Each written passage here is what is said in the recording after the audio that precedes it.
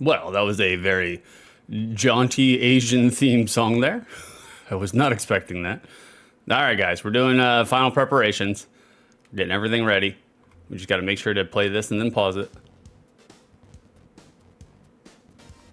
There it is. Actually, we're just going to play it out. And then we're going to come over here and mute it. That's how we do it. That's how the professionals do it. And I am semi-pro early this morning. You guys ready? We're switching over. It's time. It's time.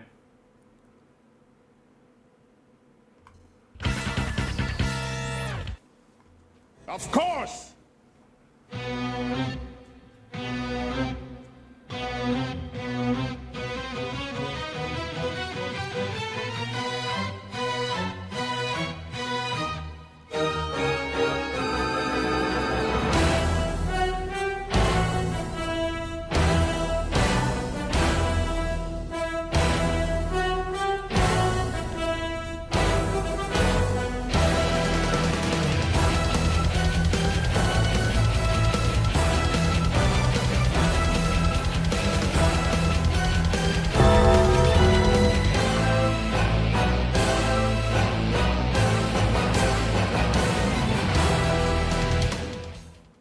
How do, ladies and jerks?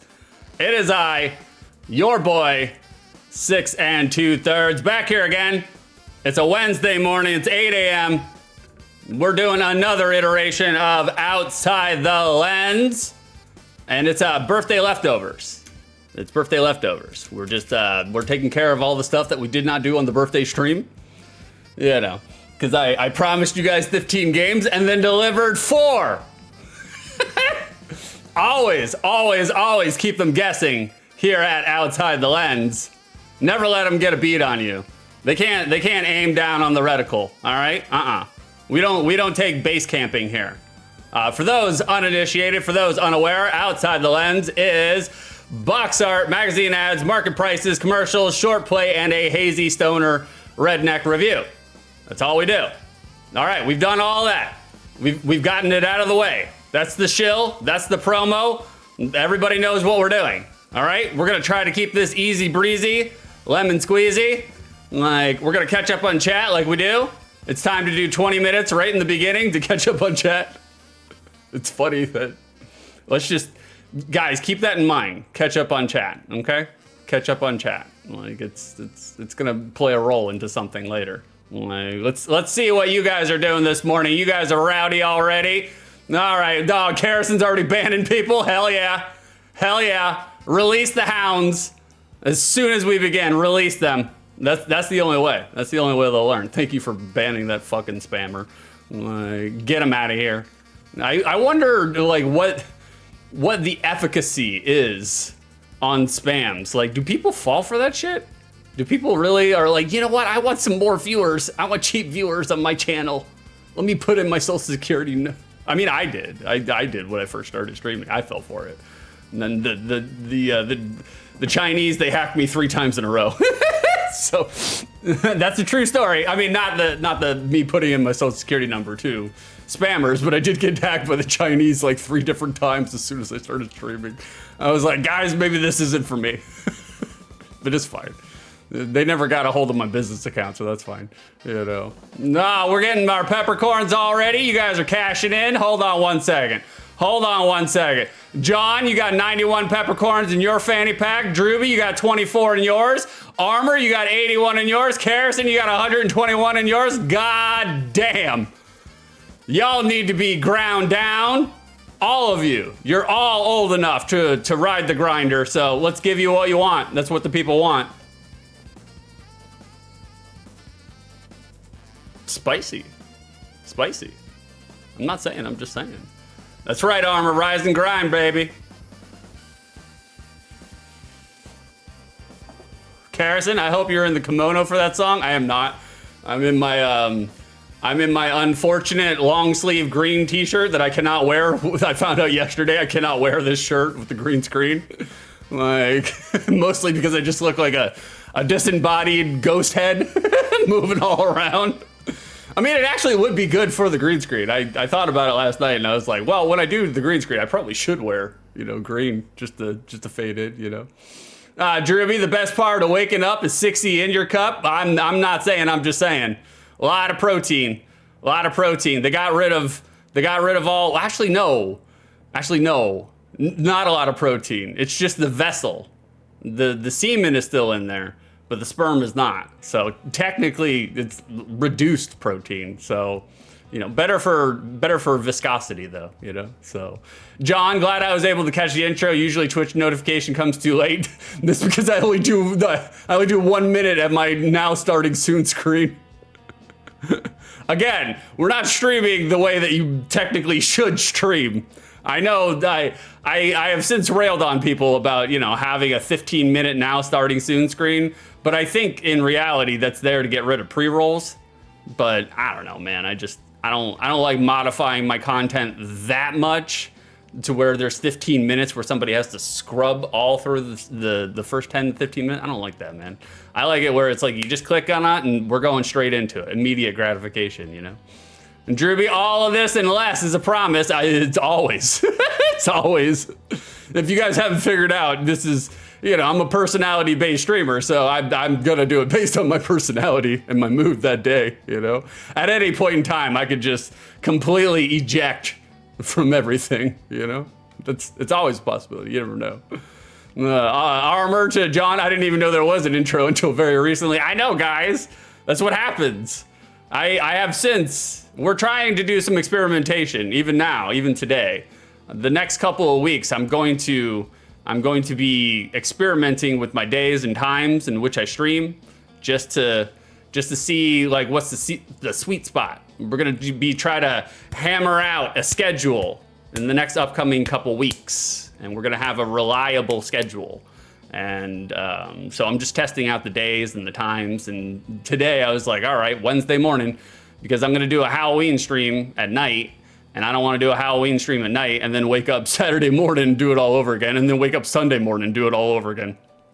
I was like, that's too much the social battery. We gotta let it charge. Like Karis and Lamau, they were so ready to pawn off some of their beast viewers. They're cheap. I want expensive viewers. I want the viewers that have money in their pockets. That's what I want. I don't want the cheapos, bunch of poros, you know. Carrison, sounds like a fully true story. It is. It is. I did get hacked by the Chinese. They made like 4 different Chinese Taiwan resort purchases on my credit card, and that's why I was like, I wasn't planning on going to Taiwan. You know, I would, but I not 4 different people at a Taiwan resort. I was like, no. We're going to the Best Western, the Chinese Best Western. You know. Carrison, please wear it for the green screen on Friday. I will. Weirdly enough, I don't have a lot of green clothing, but when it comes to long sleeves, they're all green for some reason or another. Carrison, actually, semen has significantly more protein. Really? Really? I thought semen was just the casing that, you know, carried the sperm. I thought the sperm had all the protein in it. But I mean, what do I know? Let me nurse-plain to the nurse how the anatomy and physiology goes. Like, I mean, I do, you know, like, again, we defer to the nurse, but at the same time, all human beings are fallible, so they can be questioned at any point in time. Me included, but I have since grown, you know, to a point where I realize that all specialists, just because they're a specialist in something, doesn't mean they know everything. Doesn't mean they know everything. And you can challenge them at any point in time, so, which I do, at all points in time, so. But for the most part, like, if I don't know something, I'll straight up preload it and be like, I'm not totally sure. Like, I'm confidently incorrect at all points in time, but, you know, I will admit when I don't actually know something, so. Like, cause I don't need to be right all the time. That's not me. Like, Carrison, that's why in medicine it's called practice. Exactly, they leave themselves an out, just in case they get it wrong. Like, that's smart. That's what you should do. Preload the situation. How we doing, Techie? Getting your peppercorn? Have y'all tried peppercorns? Rob, you're definitely old enough. Rob is so old, he just did his birthday stream. Rob was around when dirt was invented, and it still had a price tag on it, you know? Us elders, we understand. We understand, Rob. This one's for you, buddy.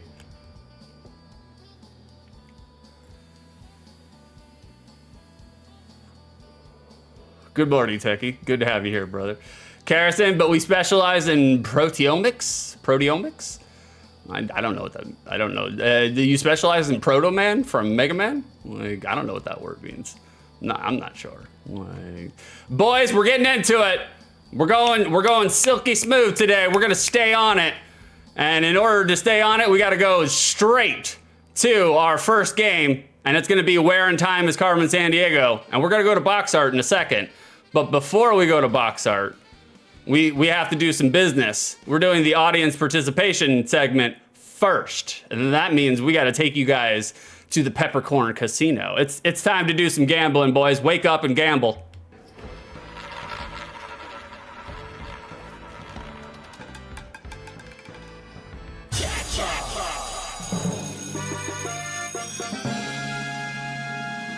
There it is, boys. We have entered the Peppercorn Casino. In just a second, Carrison will open it up, and then you guys can do your... There it is! Carrison has opened the Peppercorn Casino. If you think that I will think that Where in Time is Carmen Sandiego for the Sega Genesis is a bad, good, or mid game, now is the time to post your guess. Now it is. This is the time. Gamble big, so you can walk away with more peppercorns.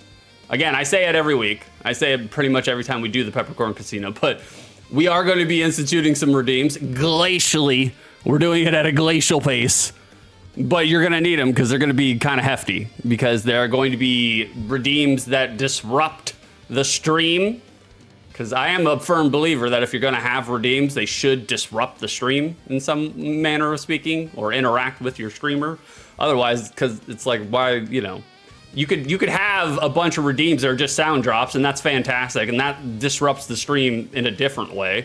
I myself don't necessarily believe in the practice of, you know, having a bunch of sound drops disrupt the stream, but that's because I'm a streamer that mostly does a lot of talking. So, you know, the last thing I want to do is sit here and, you know, wait my turn when I'm the one who's trying to lead it. But we will have redeems that are going to be disrupting the stream. Oh. Thank you for the 46 bits, Carrison. Wait your turn, exactly, wait your turn. I am the teacher here. Class, make sure to put your hands down, put your heads down. We're playing heads up, 7-up. Like, exactly, wait your turn, telling me to wait my turn. And so, you know, that's just personal preferences.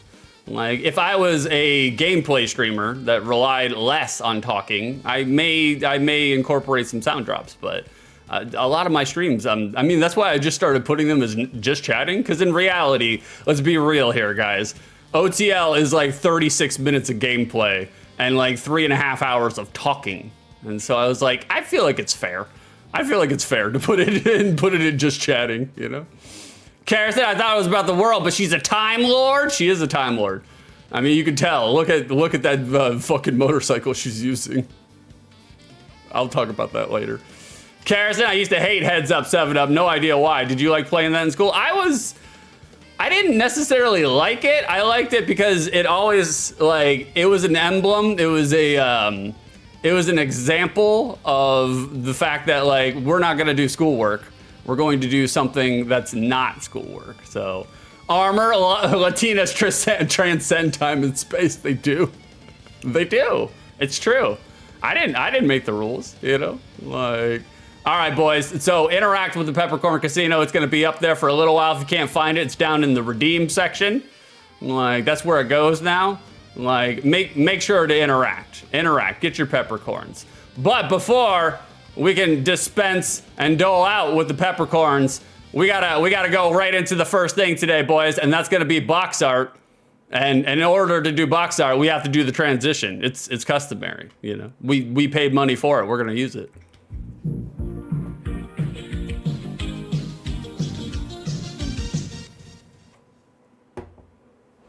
Box art. There it is, boys. We made it. We did the transition. That means it's time for the box art. Now, looking at this box art here on OTL, I'm not gonna go through the spiel every box art, but I'm gonna go through the spiel for the first time.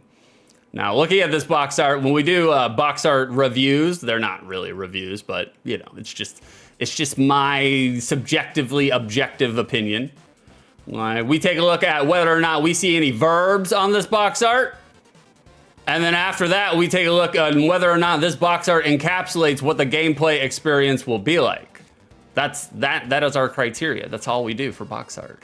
Kara said, I guess weird posing is action. It is technically. It's not the action that I'm looking for as a 9-year-old mouth breather, a slack jaw, who's gotten to the end of the busy elementary school work week.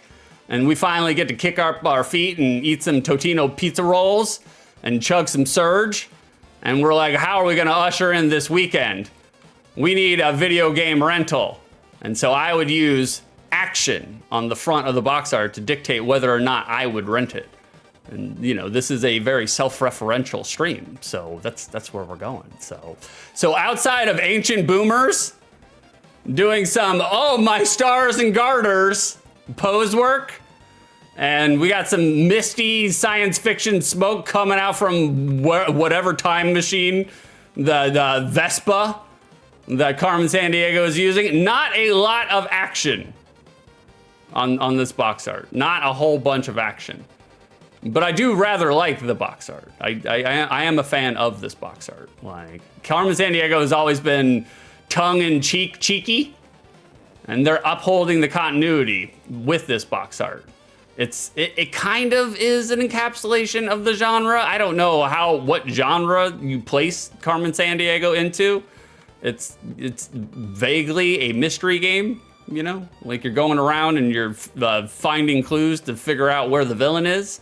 So it's vaguely touching up on the genre a little bit. Like, it's a plucky interpretive, you know, gesture in terms of the genre, in terms of the gameplay encapsulation. It kind of subtly, covertly gets the mechanic theming across. So I think this box art slaps. I think it's okay. I think it's all right. We're seeing Carmen Sandiego's knee there.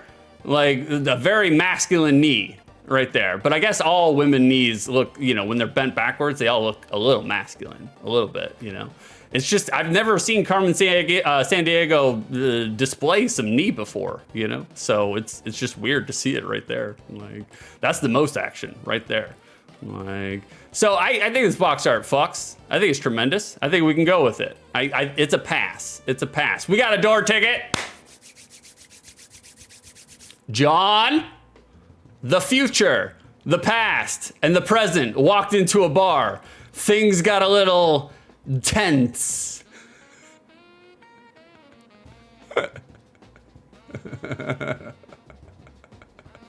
That's good, John. That's good. That's good. No door for you, John. No winners here on Takeshi's Castle. Like that was too good, John. Like it's a hard like balance to strike because you want it to be entertaining, but it also has to make me metabolize a brain tumor. So no door for you, John. It was too good. It was too good. I'm sorry, John. I'm sorry. Try again. Try again. Now that we're looking at box art, Carson, knees aren't meant to bend backwards. Well, that would explain why mine hurt all the fucking time after I get done streaming, because I'm literally sitting on them backwards the entire time. We got long legs, boys. There's a lot of life. There's a lot of bodily features here to unpack and repack. But speaking of repacking, let's look at the back of this box. All right, our thematic elements were on point again. You know, like I don't think this is bad back of box, box art. Like we're not using a blank monocolored background, so that's a plus. We're putting watches and old-timey aesthetics on things. Looks like an old postcard or a passport photo. Like I think it's a little much on the screenshot text, but still an altogether good back of box. You know, it's not bad. It's not bad. Like, John, I feel like I can tell when you're going to say no door for you, like halfway through the reading. You never know. You never know, because I may or may not have been going back through some of the doors, and like you can tell at the beginning of it, like I'm not sure where it's going to go, and then there are other times where I'm just like it completely escapes me. Like I read the entire door and I don't get it until it's done. You got to keep trying, John. Just keep trying. Well, I'm gonna get more stringent as we get closer, because we're already halfway through, and like what, we're 2 months into the door prize system. I was like, oh, we got another one. Here we go. Carson, we got a door ticket. What do you call Carmen Sandiego's adventurous knee? A globe trotter.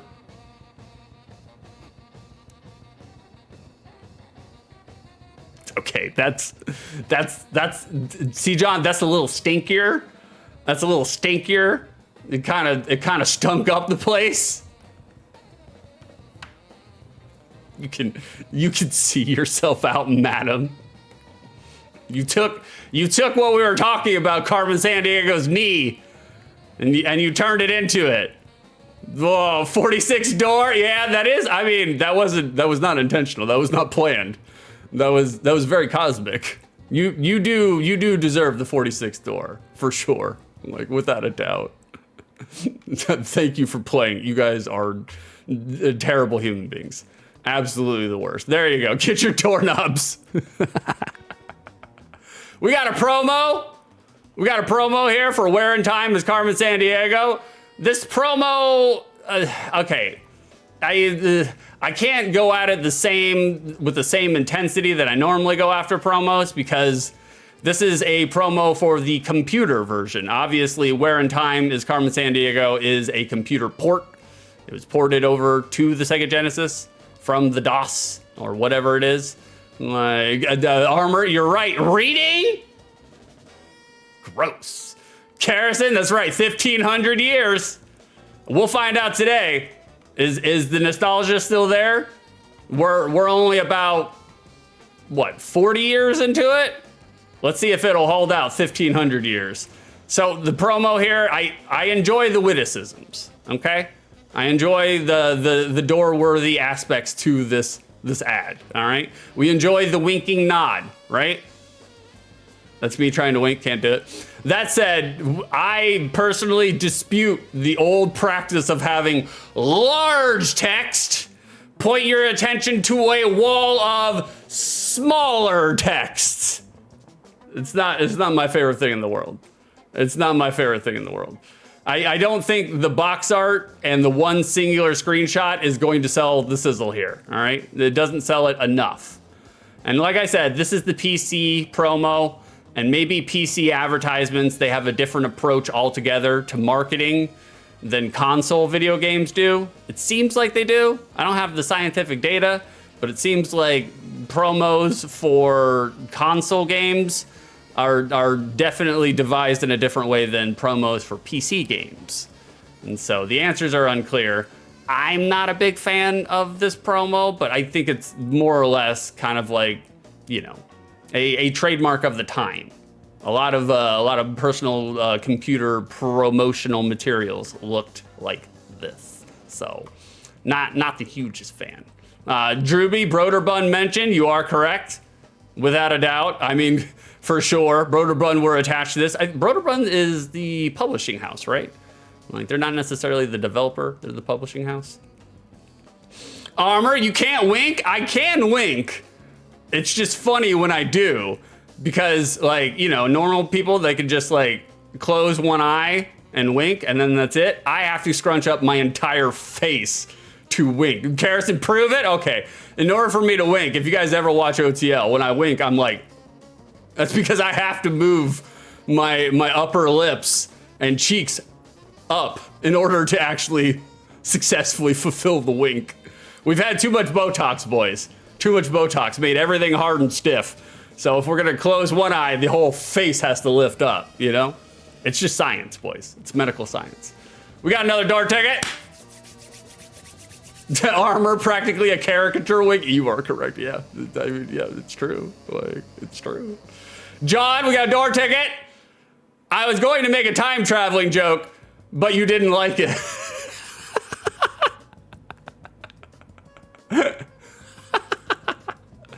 Oh, because it's in the future. It's in the future. No door for you, John. None. Now I'm doing it just to fuck with John. I'm doing it just to motivate him. He's like, I will get a goddamn door ticket today. You gotta keep chat wanting it. You gotta feed them so they want it. I get it too, Armor. I think he did a similar joke during Mario is Missing or Mario's Time Machine. I think that's where I only know this because I've been, like I said, I've been going through the past doors. So let me just say this. There is a reason why we did not, other than bragging rights, there is a reason why we did not have a point system attributed directly to each individual user, because John would smoke you guys. It would be no competition. It would be like John with 34 door points and then everybody else trailing behind with like 6 or 7 or 8, you know? So we didn't want to stack the deck against you guys. John, I really struggled to not make the same pun twice, but sometimes it's like, brother, you're feeding the streamer, you're adding content, we appreciate you. I'm just ripping, you know, I'm just ripping because that's what I do. But trust me, especially if I'm smiling about it, I'm enjoying it. So you're helping the streamer, brother. Don't worry about it. Like Drewby, 6 is hard and stiff, confirmed. I'm actually not characteristically horny this morning. Like, I usually, as soon as I wake up in the morning, I'm usually pretty horny. Like, that's usually the horniest I am throughout the day, but this morning I didn't wake up very horny. And it's mostly because of the Sonic Quill. I had Sonic Quill last night to make sure I could go to sleep and be here at a good time, so that's probably... I think I just, when I wake up super drowsy, we don't have enough blood flow to operate this head and the other head, you know? Karrison, yeah, everything hard and stiff.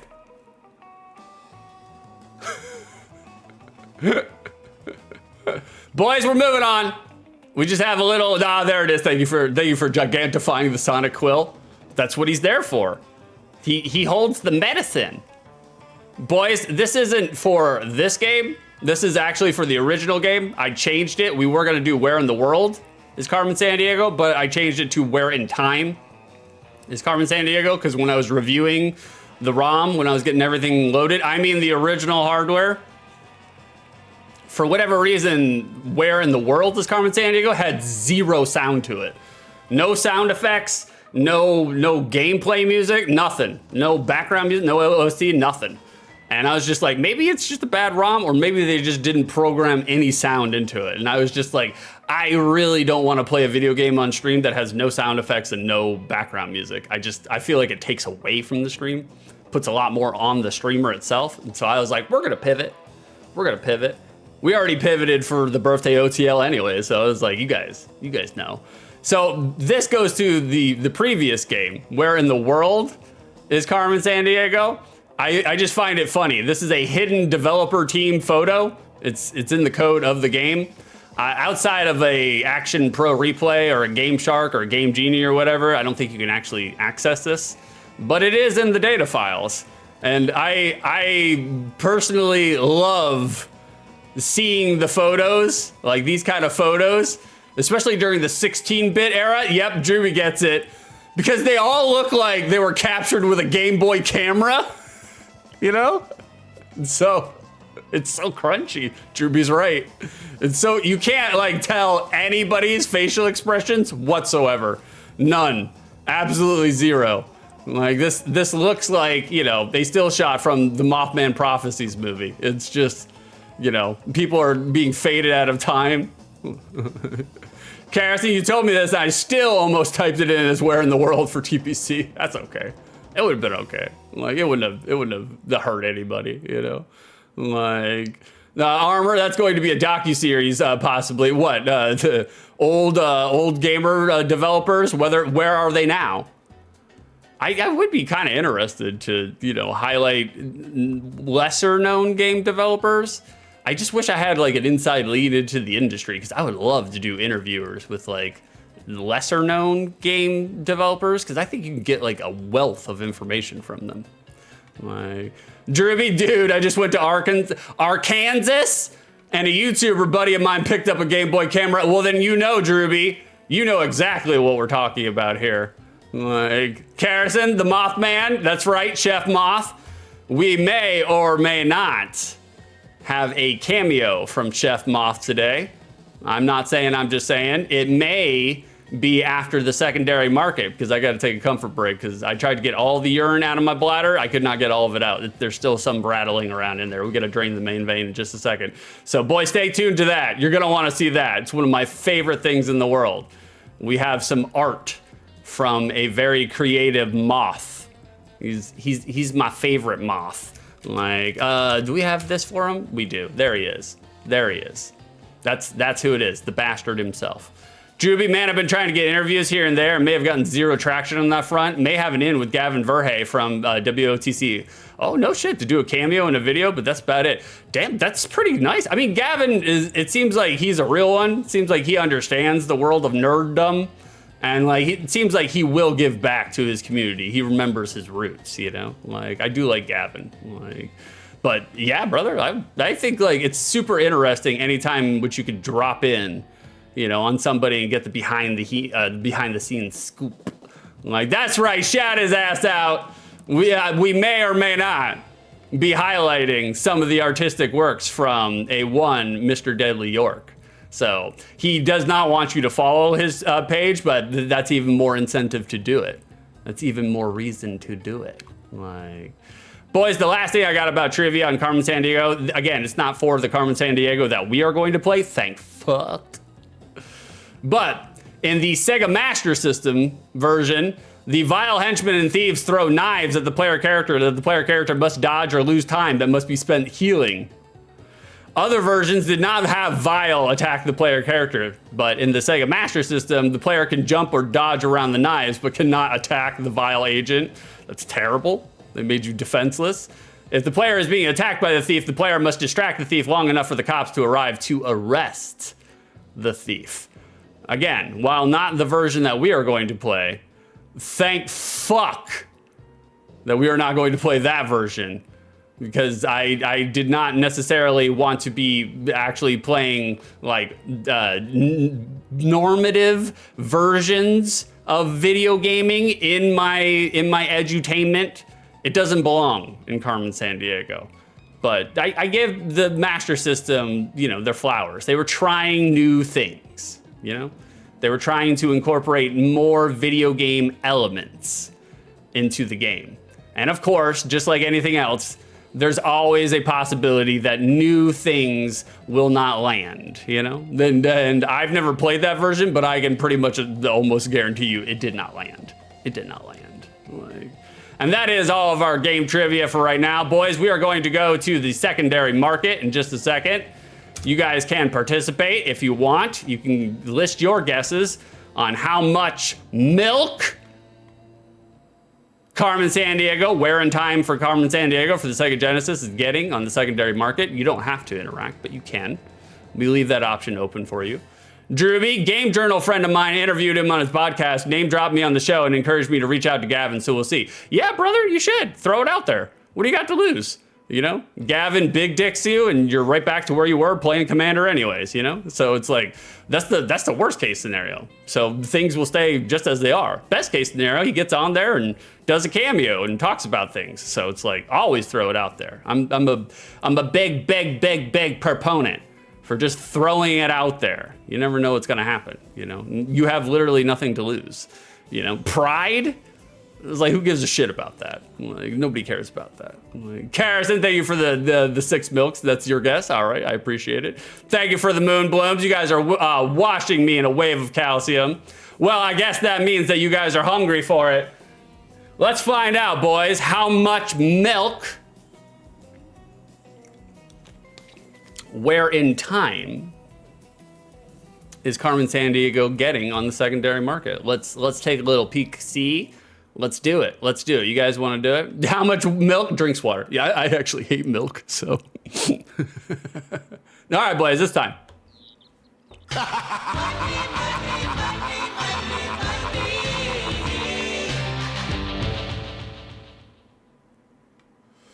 And we have arrived. We are in the secondary market. By all means, boys. If you have guesses, now is the time to list them. I'm gonna try to make it a little quicker than I normally do, because I'm trying to keep it breezy and easy here, you know? We're just trying to move through it. Like, it's hard because, like, you know, I want to make audience participation segments, you know? I definitely want to have the audience participate, but I don't want it to feel forced, and I don't want it to clog up the duration of the stream, you know? Because you guys can tell, obviously, when I'm vamping, you know, to try to get you some time to guess and interact, you know, like, Carson, nah, force us. Well, okay. Like, but you know, I don't want to have to like force a square block into a circle hole, you know? So like, I'm trying to speed it up a little bit because I've been watching my last couple of streams. Myself, the streamer, I'm just taking too much time on this segment and I just want to keep going on to the next one, but I don't want to steal away the element of participation from you guys. So I'm trying to figure it out. We're doing some triage in the field, you know? We're just trying to see what works. Just about everything I'm doing with my streams right now is under an experimentation phase. We're just trying different things to see where we go from here, you know? And so that's fine too, by the way, you know? That's the name of the game. Speaking of the name of the game, Carson, where in time does Carmen drink milk? Well, I think hopefully after the pasteurization discovery, because otherwise, man, she drinks some chunky milk. You can guarantee it. Guarantee it. We got some guesses in chat. Carson says 6 milks. Armor says 100 milks. John says milk. Depends where in time the game is. Who was closest without going over how much milk is Sega Genesis, where in time is Carmen Sandiego getting on the secondary market? Let's find out right now. Loose. It's going for $9. $9 gets you a where in time is Carmen Sandiego cartridge, which is pretty cheap. Pretty cheap. I would have figured, you know, it's a renowned and beloved series, you know, but not the case. Complete. That's the price we're looking for. We're looking for SIB prices. Complete in box, $22. Again, cheap. Like if you're going to Starbucks and getting a coffee for you and your Egyptian pal, like chances are you're gonna become pretty close to $22. And it's still technically cheaper than $22. So that's a little surprising. Brand spanking new, covered and smothered in the foil, $55. I'm not a person that usually, you know, warrants like $55 for a retro game, but like for one that's still in the cellophane, that's a pretty good deal. Like, I'm not a collector. I don't collect video games anymore. I used to, but I definitely don't anymore. But $55 is not a bad deal. Not a bad deal. Graded, a little bit more expensive at $190. Not bad though. Not bad in terms of graded. I mean, we've seen the absurd fucking prices that go with graded, you know. Am I right, guys? They're just making up the prices over there. Box only $7, manual only $4. Who was our winner today on the secondary market? That would be Carson. Congratulations. Put your Milky W into your arm. Cauterize the wound with raw milk only. Oh, Carson, I never knew you were an RFK supporter. We're learning a lot today here on the show, boys. We're learning a lot. Well, thank you, boys, for participating in the secondary market. Like, boys, I gotta take a quick comfort break. I got something I want to leave you with, though. Kerosene is graded the equivalent or of pasteurized milk. I'm guessing. If I had to guess, like I'm just making this up as I go. I forgot to close my Discord. I hate when I have Discord live during stream because sometimes people message me and then you could hear it in the background. Like, I mean, again, it's not a big deal. It doesn't really make a difference to anything, but you know, I just want to be a professional, somewhat of a professional, you know, somewhat. Like, if you treat it professionally, others will treat it professionally too. And speaking of professionals, boys, I have to take a little comfort break, but I have something I want to show you guys, and I believe it is worth your time. We have a little commercial. We have a little commercial for CSI. That's not a joke. It's an actual commercial for CSI, the Spanish version of CSI. But there's a reason for that, boys. We have a little flavor break. I'm gonna leave you guys with a little bit of flavor. Well, first of all, I'm going to put it into chat. I'm gonna put the link into chat so that way you guys can see it. You can also come and see it at my Discord because that's where it will go after I am done with stream. But I'm gonna play it here so you guys can see it on the screen. And then if you wanna see it in your own free time, feel free to pop that up. All right, boys, you guys ready? I gotta take a little comfort break. I'll be back in just a second. I wanna make sure to crank it up so you guys can hear it. All right, we're gonna do that, we're gonna do this, and we're gonna come over here, and then we're gonna come back to the game. Are you guys ready? Here it is. Esa sombra no es suya. ¿Había alguien allí? Ofelia vio al asesino, pero ella no lo sabe.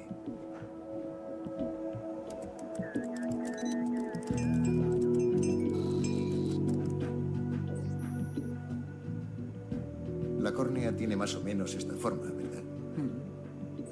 Si yo estoy aquí y tú en mi punto ciego, tu imagen debería reflejarse en mi córnea. Imagen de córnea. Ampliémoslo, a ver si podemos obtener un reflejo de su ojo. De acuerdo. Para empezar, ampliaremos 100 veces la imagen. Bien, bien. Invierte la imagen. Es el mejor reflejo que podemos obtener del ojo. ¿Qué es eso de ahí? ¿Es alguien en camiseta? Sí, la resolución no es buena. Sí, lo es.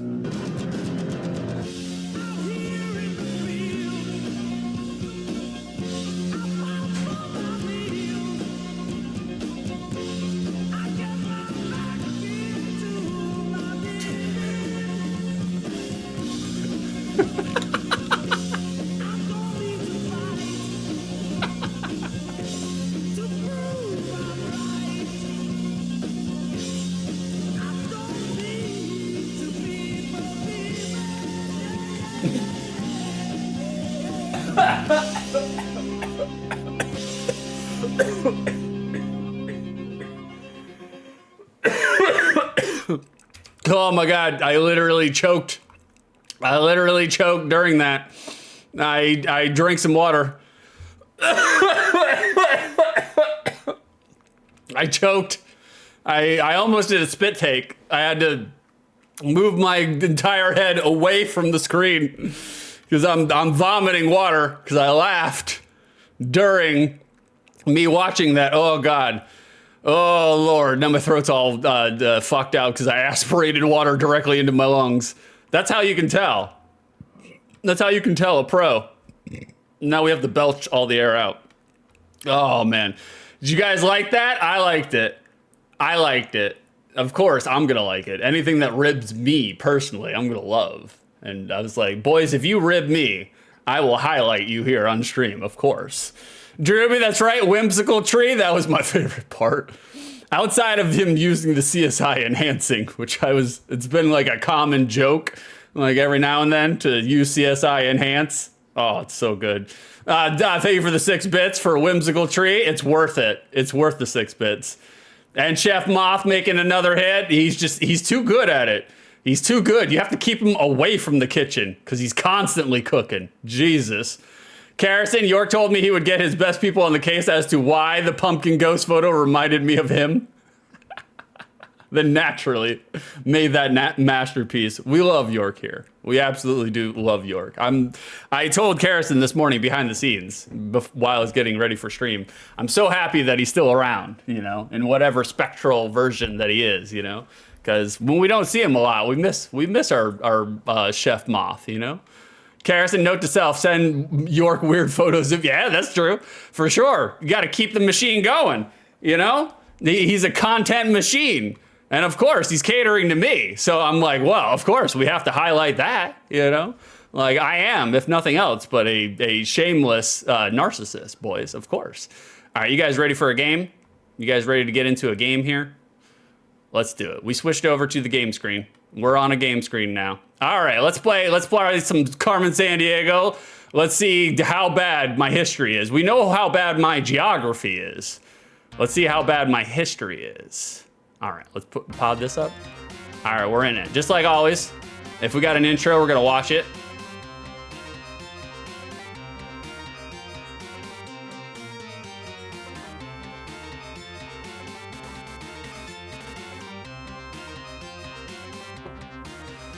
Damn. They're just bopping with that right now, man. Just inundating us with the Sound Blaster 16. Love it. Drewby game screen of games. That's what this is. We have the game screen. We have a different one, so we can see my giant head on this one, you know? Oh, we're going right back to it. Carson, you play games on here? Every now and then. Every now and then. All right, we're in English. We are an English streamer. We're British. Carson, does Jack make that? Somewhere in San Francisco. Oh, we got an elevator. All right, elevator menu. We'll press the button. How does my sound? Does it sound okay? I haven't messed with anything, so I'm guessing it sounds okay. Like, Armor, better put he breaks games on here. That's true. Oh my God, I was so mad about that. I wasn't really mad, but I'm just like, in the 3 years in which I've been streaming weird indie games for 3 years, give or take. Like, and I've never had a soft lock and then have 2 different soft locks in the same fucking day. I was like, we're done here. Welcome, I'm Diane, the lead of personnel here at Acme. I'm sure you'll find your assignment here exciting, interesting, and very dangerous. Time Crimes Division, that's right. Oh, we gotta do a waiver? It is American. It is an American game. We need to sign a waiver. I think I need to readjust my my game screen. I stretched it a little too far, but that's okay. We are male. We are male. We are not an employee security form. We don't have that. Hope you enjoy your time here at Acme. We're glad to have you here. Here's your portable Chronos skimmer. Time Cadet. Yeah, some text is a bit off screen. I noticed. Oh, here, hold on. Let me see if I can. We'll do some triage on the fly. Hold on 1 second, guys. Hold on. It shouldn't be that hard to fuck with it. Like, let's do this, and then let's see if we can scoop it back in. Hold on 1 second, guys. It's probably under the shader. Yeah, it's probably under the shader. Hold on, guys. We're doing some triage in the field. I shouldn't have brought attention to it, but I did. Okay, there we go. We scooched it back, and we'll scooch it back on the other side too. It's easy. This part is fine. You know, we can do this triage in the field. There we go. We got all of it inside the box. We did it, boys. We successfully triaged. We're not bleeding out on the Civil War battlefield. All right, there we go. OTL. That's funny. System check complete. All spatial and temporal diagnostics are valid. No anomalies found. Equipment is safe for use. From the chief, we have intercepted a time patrol crime alert. Okay, continue. A time sweep has revealed that a Toltec sculpture has been stolen from Mexico 900. Okay. I'm not singling out anybody in chat, but there may or may not be someone who knows a little bit more than I fucking do. An unidentified man was seen leaving the scene of the crime. The Federal Time Travel Commission has authorized 33 hours of use. Okay, we got 33 hours, boys. The agency is counting on you to complete your mission successfully. Prepare your chrono skimmer for a time jump to Mexico, 900. Is this 900 BC or 900 AD? Activating the warp sequencing. Goodbye and good luck. Temporal. Oh, we get a countdown?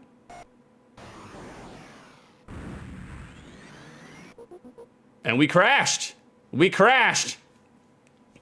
No. Carson, Chronos, my favorite time clock. I'm sure Chronos is your favorite, without a doubt. We got a door ticket. John, I wonder if she'll visit Japanese history. I can't tell you all of Japan's history in one joke, but I can summarize.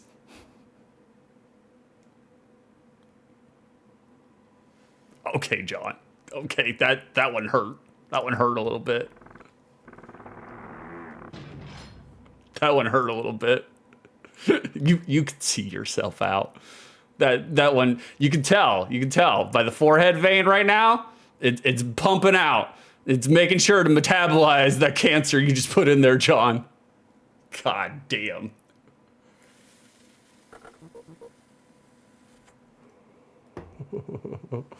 Carson, thank you for the 6 bits. Smooches for you. Of course. Scooches. Oh, scooches. Yeah, we were doing the scooches. Right, he was going to attend the coronation of Montezuma II. Okay. He would love to own the rehearsal. What's the rehearsal? Like, the god Quetzalcoatl. Final Fantasy X, right? The feather, or is that Final Fantasy VIII? The feathered serpent was worshipped in early Mexico. He represented the god of air and water. Okay. Not Manson's the god of fuck, though. Okay, we have to search. We have to search around. Let's check out our informant. He planned to dine on dog. Can we get some dogs in chat? Can we see the dogs in chat? Like, oh, Final Fantasy VIII. Yeah, that's what I thought. I was like, it's got to be 8 or 10. One or the other. Thank you for the dogs. Thank you for the dogs. I appreciate it. You plan to dine on dog? All right. Honoring Montezuma. Hopefully it doesn't include his revenge. He enjoys quoting poems by an English author born in India. What's his face? The Jungle Book guy, right? No, that's not. All right. We'll search. We got to go to the scanner now. I like what they're doing with the interface. Like the DOS versions that I used to play didn't have all this fucking, whirly birds and gadgetry in it. Okay.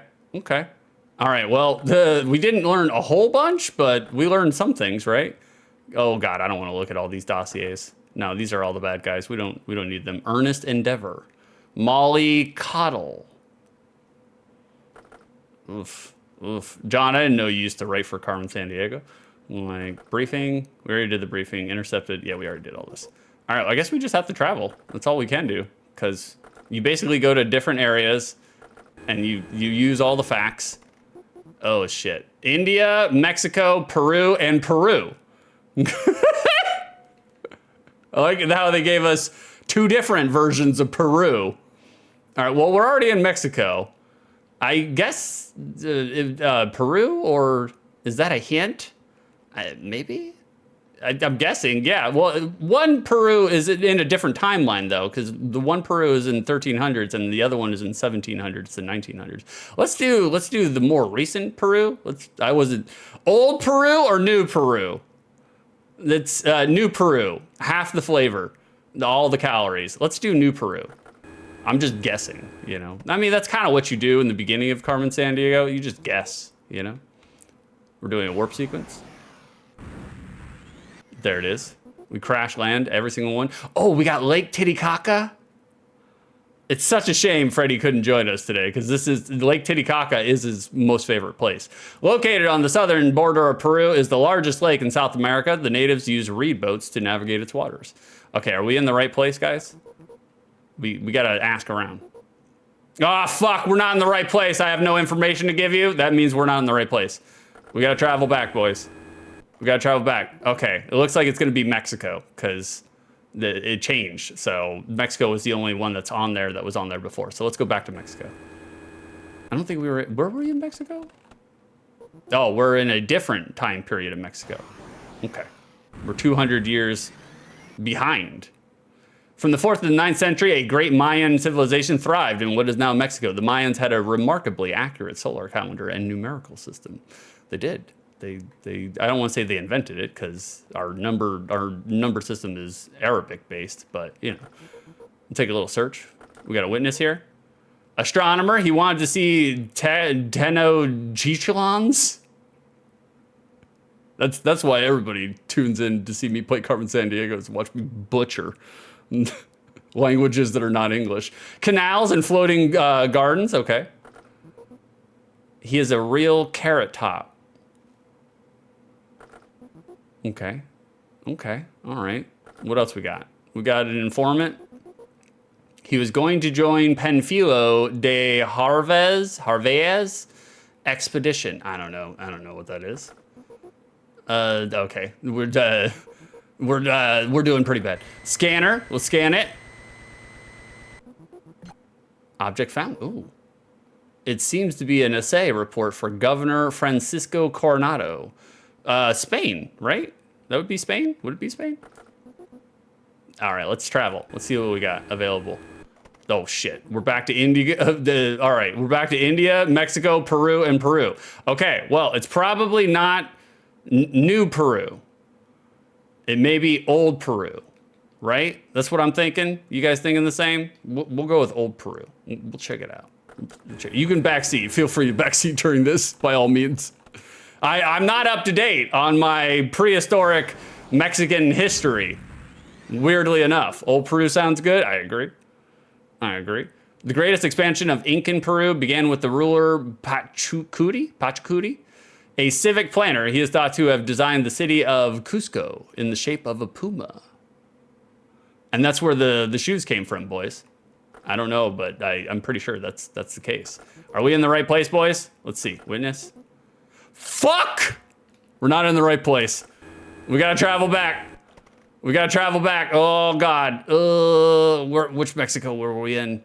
I guess we could travel to just Mexico? To New Mexico? Not in the States, but more recent Mexico, because that was one of the choices. So we'll just try that.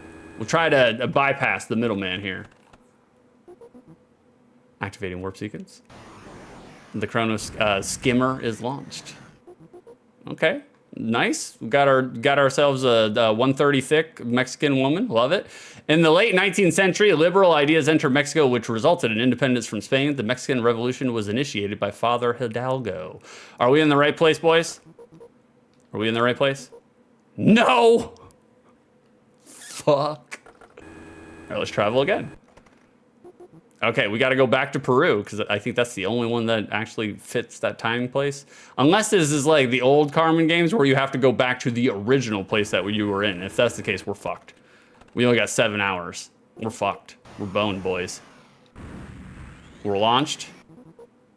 Francisco Pizarro, a Spanish conquistador, sailed to Peru in the mid-1500s. There he ambushed the Incan ruler and forced him to pay a ransom of a room full of gold. That's very specific in terms of ransoms. Like, I want a room full of gold. I would take a room full of gold. All right, is he here? Fuck! He's not. We're screwed, boys. I think we boned this one. I think we boned it. I can't help you. I'm new and telling myself, oh, we're fucked, boys. We are fucked. Sorry, your investigation is taking too long and your time travel authorization is about to expire. Maybe it's India? I think so. The chase for Lee and Building will have to be terminated. In this case, placed in the unsolved crimes file. Ooh. Yeah, armor. Rip! You guys want to try one more, or you want to go to the next game? Which one? What do you guys want? Chat, you decide. Whoever answers first, that's where we go. Like, if you want one more of this, I'll do one more. Otherwise, we're going to the next game. Karis, I'm confused about what we're figuring out. Where the person who committed the crime is? Yeah, I think so. Yeah, within the time period. Yeah. One more. Karison wants one more. We'll do one more. We have intercepted a time patrol alert. A time sweep has revealed that the marble pagoda has been stolen from China, 1800. An unidentified woman was seen leaving the scene of the crime. Okay. The Federal Time Commission, we got 29 hours. That's not a lot of hours. That's not a lot. That's less than what we had before. Okay. Prepare for 1800s China. Okay. Activating the warp sequence. Temporal and spatial coordinate. We got a countdown.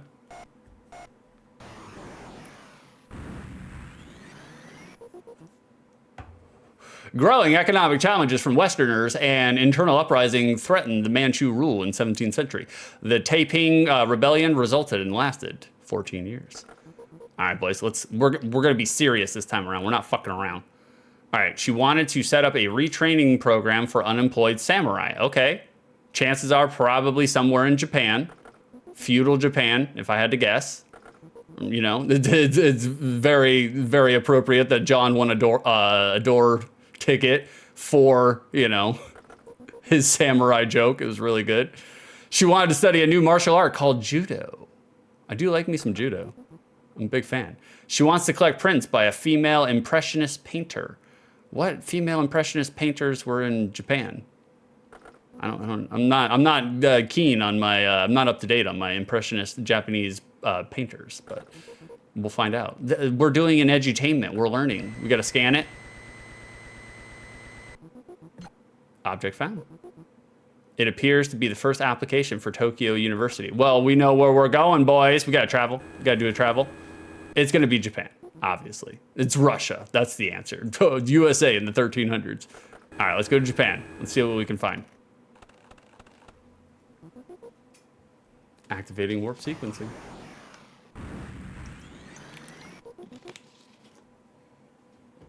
I do like the Sega inspired, you know, the Sega palette for the old arts. I am a big fan of that. I mean, it kind of looks like shit, but I like the fact that it looks like shit. Karison, maybe Yayoi Kusama. That was my first guess. I was you know, I was holding back because I didn't want to take it away from you guys figuring it out. But Commodore Matthew Perry from Friends. An American sailed to Tokyo Harbor and brought an end to almost 300 years of Japanese isolation. All by himself, huh? All right, we in the right place? Oh.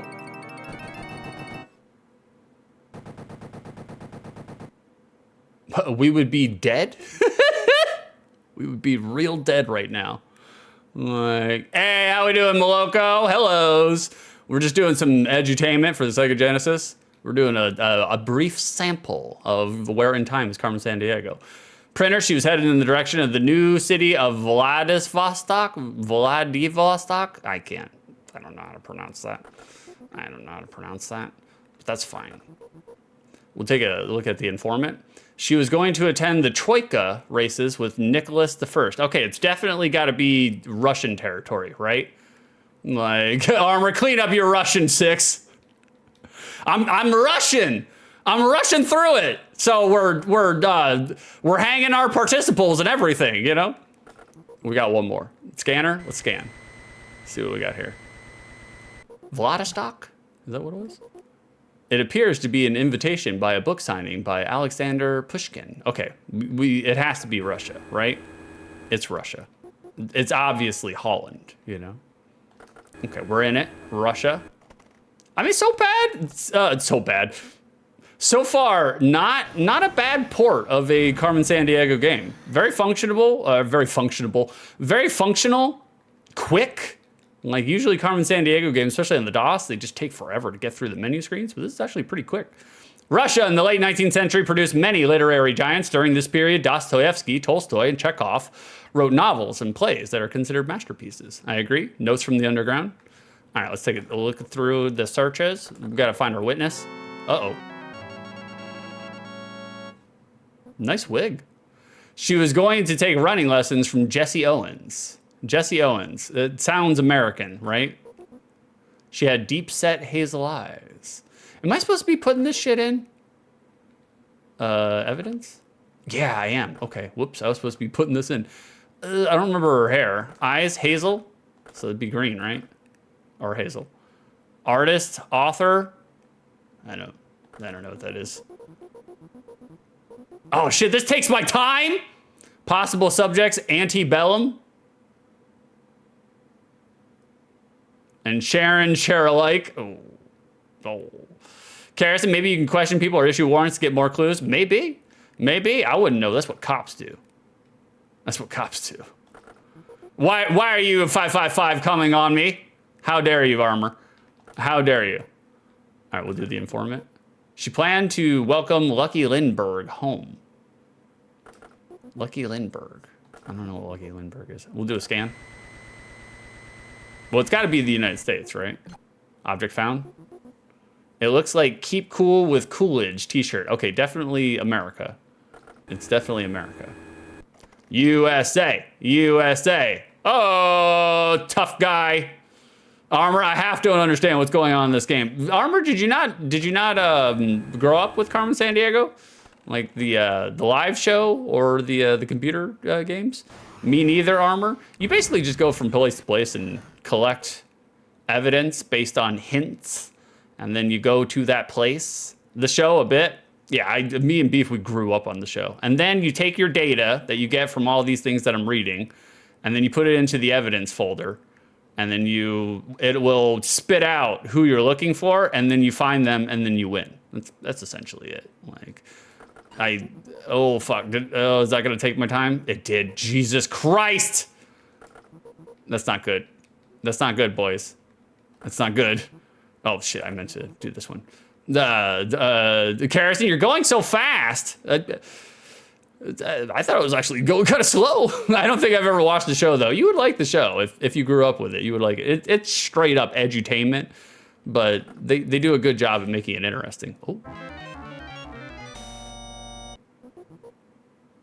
Detection of ominous events in the immediate area. Suspect must be close by. Okie dokie. Moloko, this is one of the games I've heard so much about but never played. Well, we are giving you first crack on the taste, at least for the Sega Genesis area, you know. Please stand by. Oh shit, did we run out of time? God damn it! Oh, it was Antebellum! Damn it, Lady Antebellum.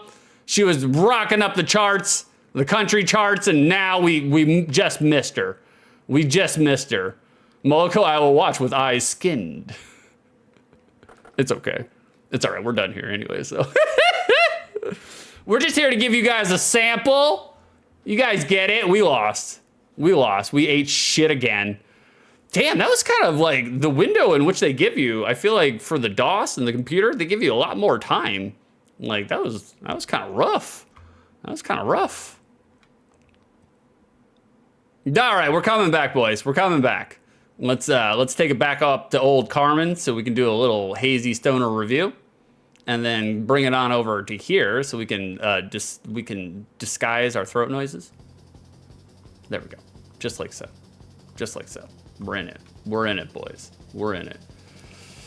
Armor, I just know Carmen Sandiego makes a good makes a trench coat look good. She does. She definitely does. Like Carmen Sandiego is interesting in the fact that and I probably should have highlighted that for like a little tangent.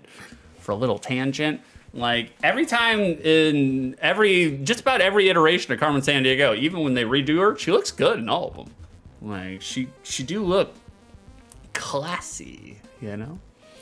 Carrison, my prediction was based on where in the world she was, so we bet wrong. It is a little like, it's a little ambiguous, you know? They don't necessarily hammer that home. Like what you're doing and what you're looking for. They, at least the Sega here, it did kind of like jump you into the middle of it. It expects you to already know, you know? And so, boys, we got a little hazy stoner review. Criteria number 1.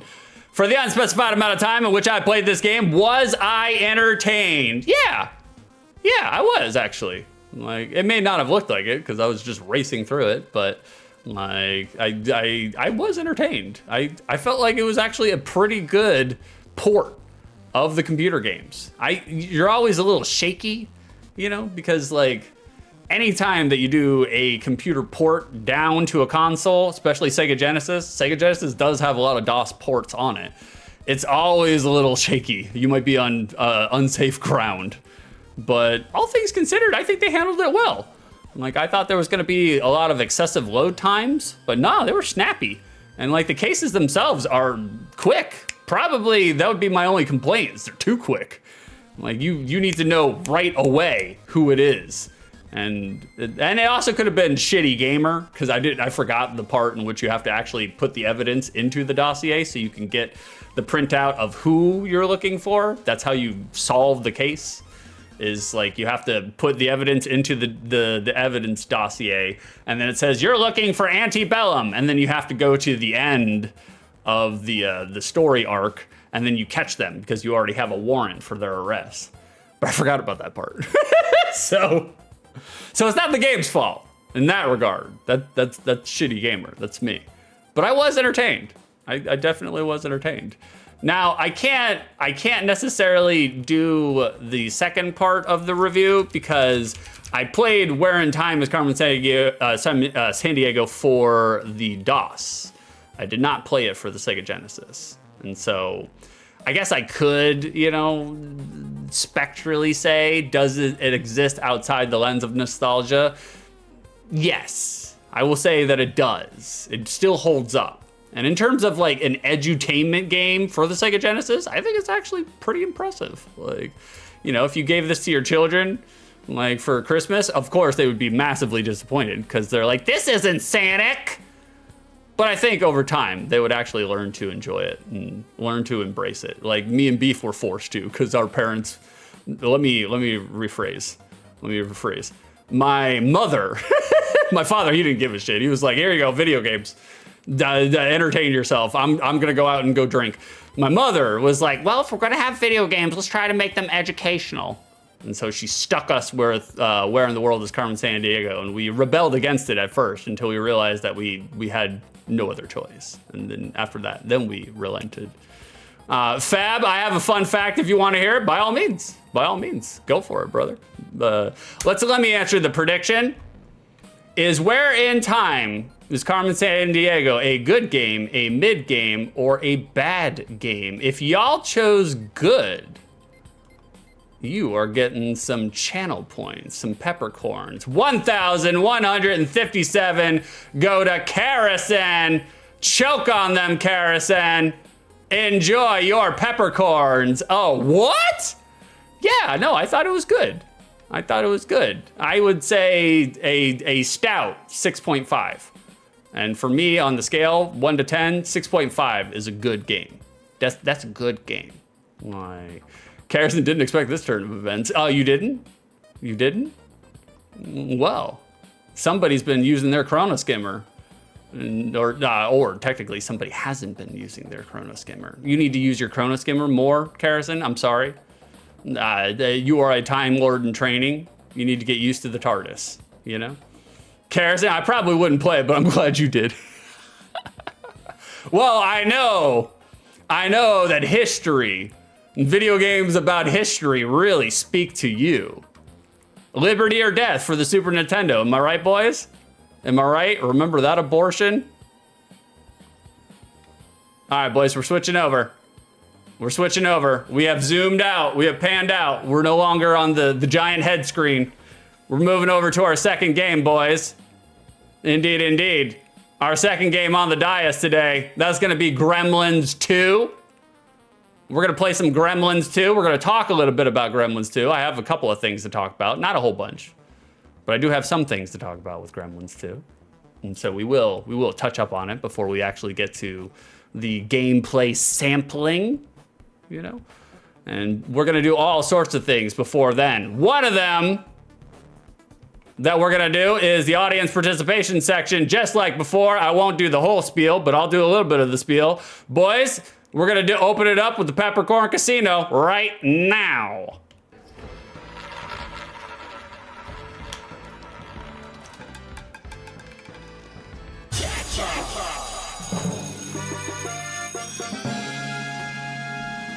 That's right, boys. We have made it to the Peppercorn Casino. In just a moment, give them a moment. They're eating second breakfast right now. Could be on the third breakfast right now. In just a moment, Carson will open the Peppercorn Casino and you guys will have a chance to interact and gamble your channel points to see if you can win more channel points based on whether or not you think that I will think that Gremlins 2 is a good, bad, or mid game. She has opened the Peppercorn Casino. Rush in, boys. Place your bets. Now is the time.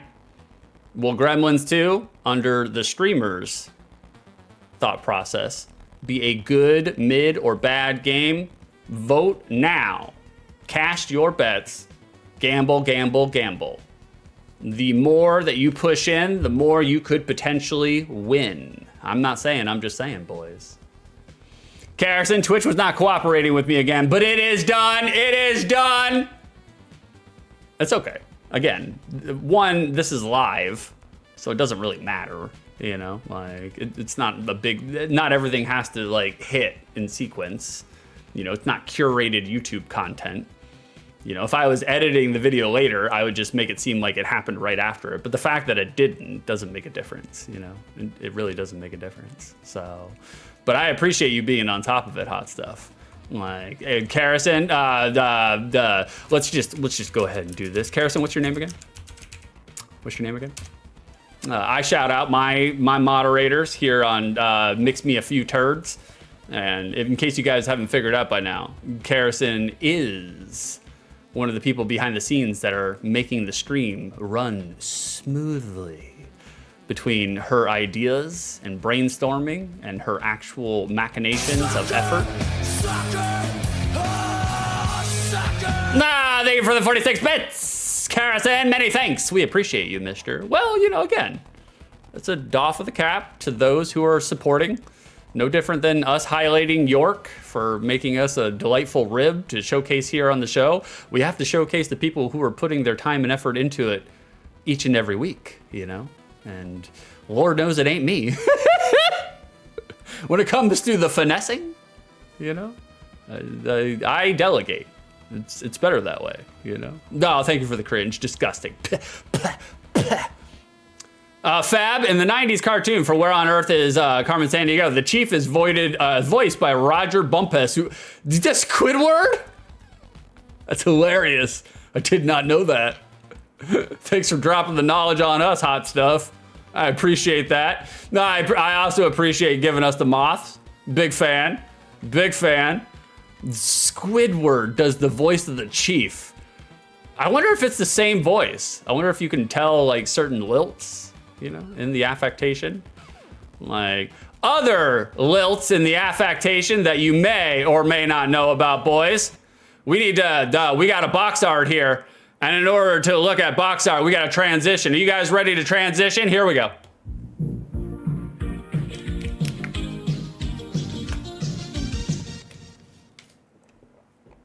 Box art. We got ourselves a box art here for Gremlins 2, the new batch. As I already stated earlier. Oops.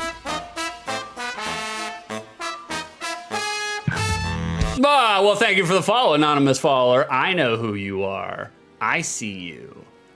Thank you for the follow. I appreciate it. Tell your friends. Spread me around like venereal disease, you know? Boys, we have a box art here. Now, as I have stated, the criteria is in the chat. Do we got any verbs on this box art? And the answer is not so much. Not so much. Moloko, hey, again, from my pad, not a problem. Hey, look, use all of the devices that you have. Boost my numbers. We'll take fake profit. We'll take fake efforts. You know, we'll take fake viewers. That's why I put my social security number in on that guy who said, you know, cheap viewers. I put it in already. You know. The armor just not cheap. Exactly. I don't want armor. Never mind. Hilarious. Boys, this is an action pose. This is not necessarily action. I do not constitute this as action. It's not. Carrison, is the toothy grin considered a verb? Technically, grinning is a verb, yes, but for 6 2/3, it is not. It is not. Hey, how we doing, Garrett? What's going on, brother? Hey, I love that movie. I do too. I have a fan. I have one singular fan. I actually have 2 fans. They're both oscillating. It's fine. I like Gremlins 2. It is not the same as Gremlins 1. You know, definitively not the same. They went for the cheesy kind of like product placement 80s vibe of Gremlins 2, you know, late 80s, early 90s. It's a totally different movie, but still appreciate it for what it is. It's kind of like, to me, it's akin to Alien, you know, the first Alien movie, and then Aliens. You know, they're both distinctively different kind of like genres and approach, philosophical feels to the films, but both of them are tremendous movies in their own right, you know? Carrison, oh, how dare you? How dare you door me? Show me the door for my fan pun. I don't do puns on this channel. I never reward people for puns or anything like that. Garrett, game over, man, game over. That's right, Bill Paxton. Like, man, outside of that movie and Big Love and Twister, that's all I know Bill Paxton from, you know? Like, oh.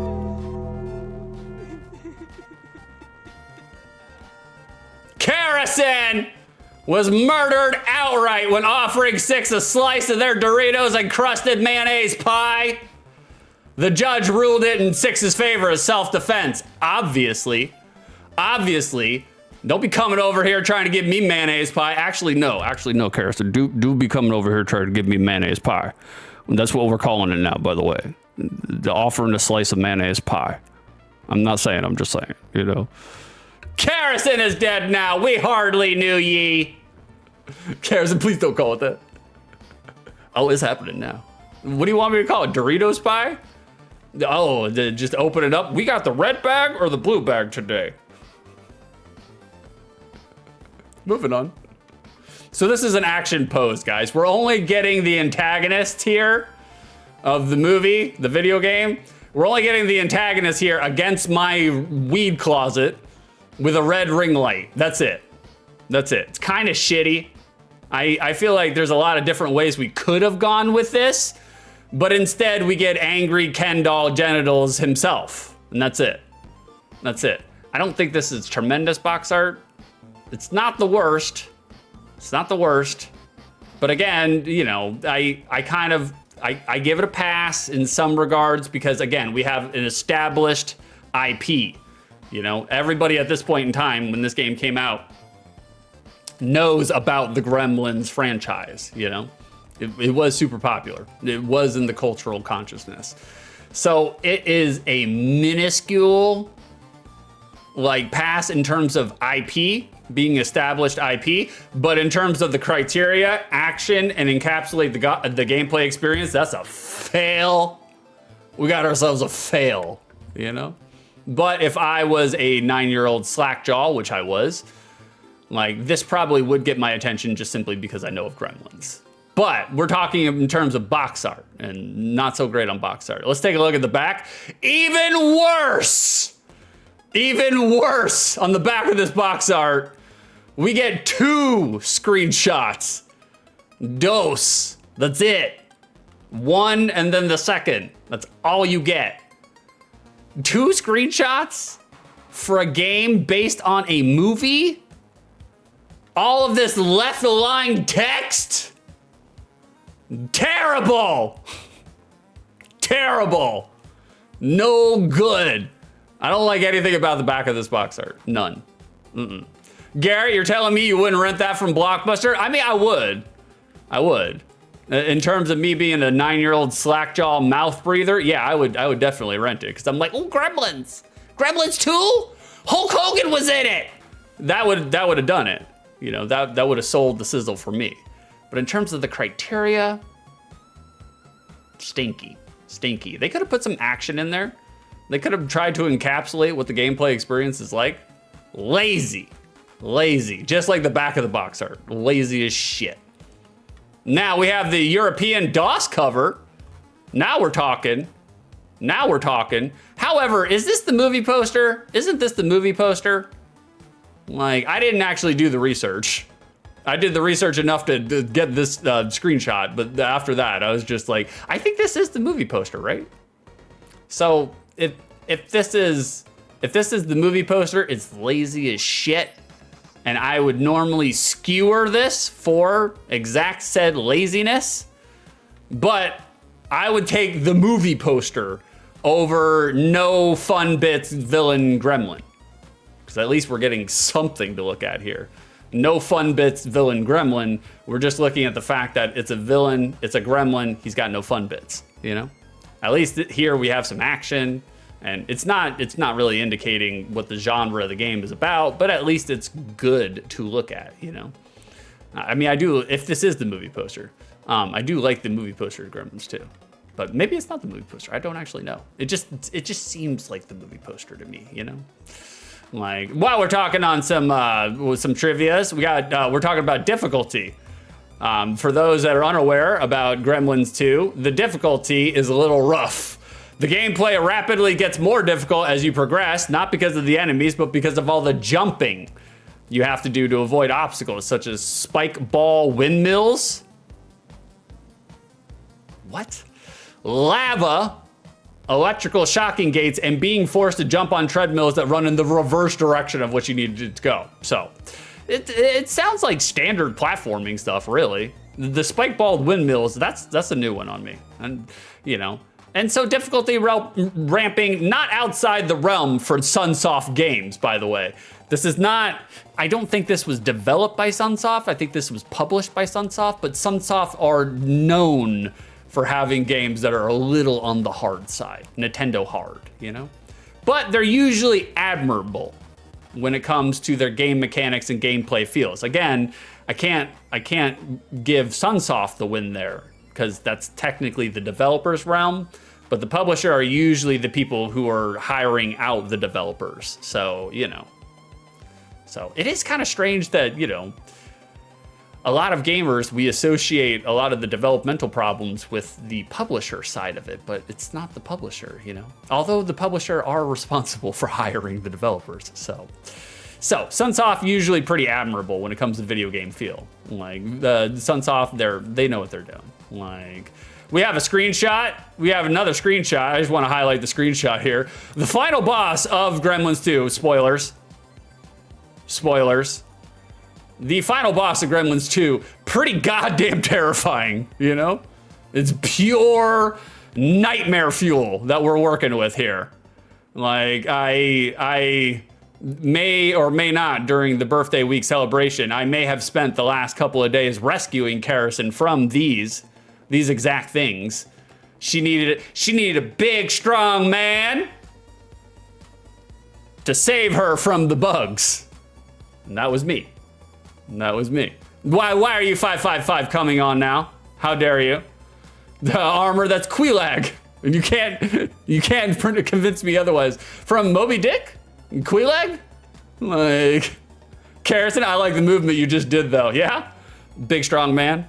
That's how I feel when I walk around from day to day. That's my big strong man movements. I mean, it's appropriate. It's appropriate. Oh, the spider lady from Dark Souls. Okay. I was wondering, I was just like, isn't that like a peg-legged fisherman from Moby Dick? Quelaag?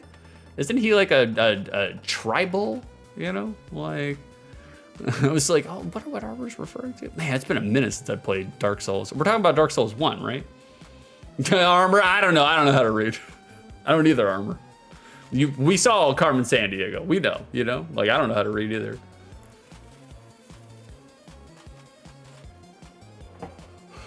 Boys, I have one more little piece of trivia, and then I have a visual / audio reference for you guys. It doesn't really fit into the notes anywhere, but I wanted to put it in there.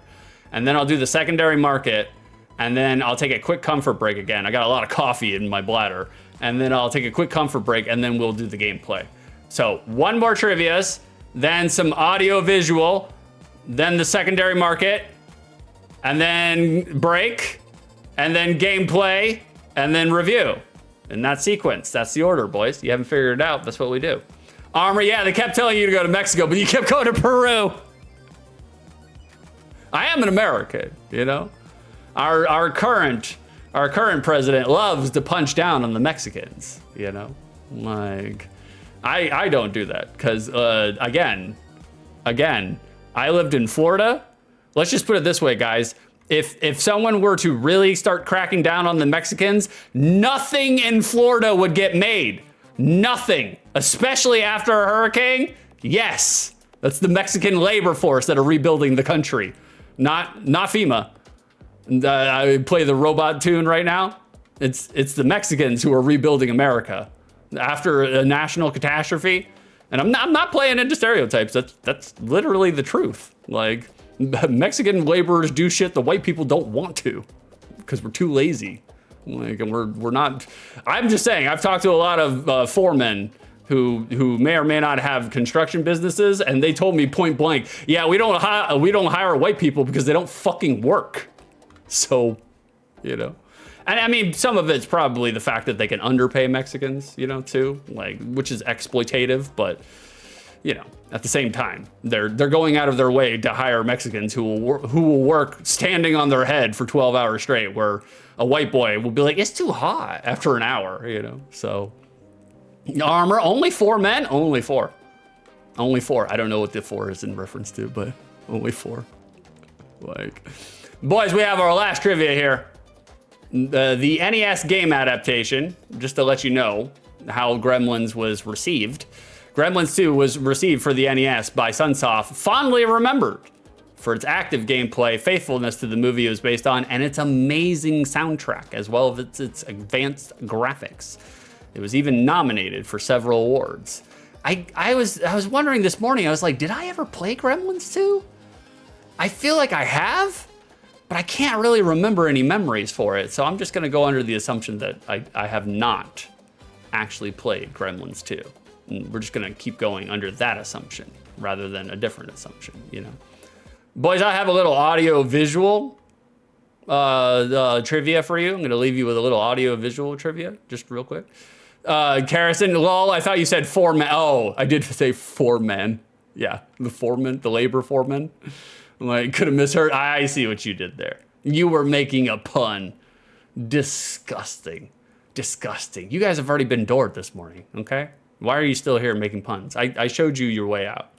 You can see yourself out. The door's right there. You walk through it. And that's what I pointed to, so that you knew. Boys, I was going through all the trivia for Gremlins 2, right? I was going through it while deciding what I was going to talk about for the trivia section for OTL. And I made a discovery that I did not know. I have seen Gremlins 2 1.5 billion times, right? I have watched the Gremlins 2 movie a lot. A lot.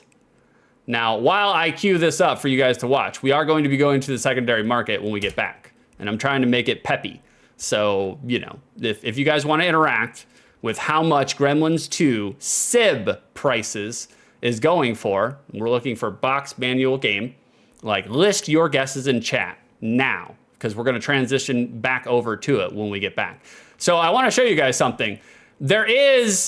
I have seen the scene in Gremlins 2 a billion times, right?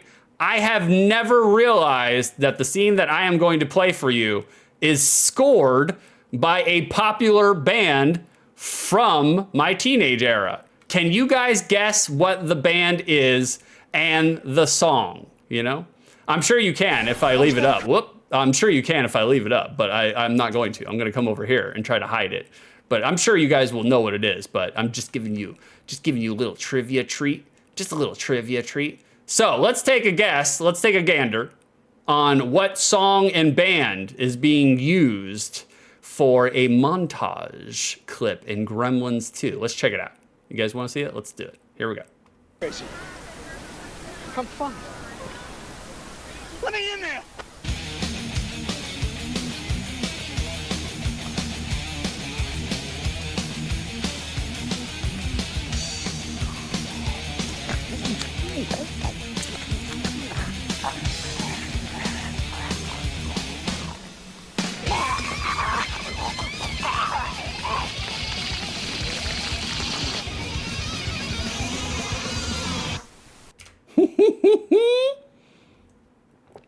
That's right, boys.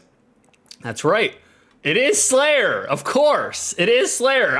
Like I said, I've seen that movie a bajillion times, and I never realized that they're playing Angel of Death right there in the gremlin, the villain transforming, which it makes sense, Angel of Death, Like, Harrison, maybe that's why you love Slayer so much. I blame the teenage years, Like, I am still a huge fan of Slayer, even though Kerry King is kind of a douchebag. And he reminds me of a 16-year-old me who is mad at God, and he just never grew out of that phase. But I still love him for it. They still slap. And Tom Araya is a sweetheart. He's an absolute sweetheart. Harrison, or maybe that's why you love Gremlins too. Between Slayer and Hulk Hogan, Granted, Hulk Hogan has since been canceled, but the mythos that Hulk Hogan is. I love Hulk Hogan. I do not love Terry Bollea, Two different people. All right, boys, we're switching over. I need some milk.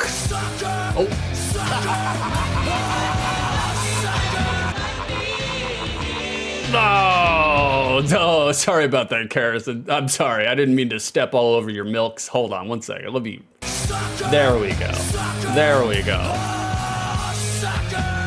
Thank you for the 46 bits, Karasan. For the secondary market. Let me turn this down so I don't blare you guys out. There we go. Bada bing. We'll do that. Turn it over there. What's going on, Antonio? Isn't Tom Araya a racist? He might be. I always thought it was Kerry King was the questionable one that got into trouble for saying things and doing things. And I always thought Tom was the one who was just kind of like, whatever. Kerry just does whatever he fucking wants to. He's just like, we don't pay him any mind. But it might be Tom too. I don't fucking know. Like, basically, the way to tell which songwriter wrote the song for Slayer is it about serial killers? Then Tom is the one who wrote the song. Is it about World War II and hating on God? Then Kerry wrote the song. That's usually how you tell, And again, if Kerry or Tom did something that is cancelable, it's just like, well, I appreciate them for the music, not their personal beliefs. How much, boys? How much milk is Gremlins 2 getting on the secondary market? Harrison, you got 46 bits for your guess. Very good. We love it. We love to employ a little bit of monetary bribery for the guesswork. All right, boys. I'm not gonna vamp. We're just gonna get right into it. We're trying to keep it easy breezy here. Let's see how much Gremlins 2 for the NES is getting on the secondary market. A little bit of milk. We got some milk on this Ken doll antagonist. Loose. Gremlins 2 is going for $25 on the secondary market. Complete Sib. That's the price we're looking for. Like, complete in box, $131. That's an astounding amount of money for an NES game that's not in the cellophane. But in the cellophane, covered and smothered in the cellophane, $523? No. Graded, not that much. I guess if you're gonna spend an absurd amount of money, you might as well chalk out the extra $50 for graded, because it's only $574. Which again, I'm just like, bro, that's a couple of new tires. Like, it's like, that probably on my new truck, 4 new tires. It's probably, give or take, 4 new tires would probably be closer to 600 if I had to guess.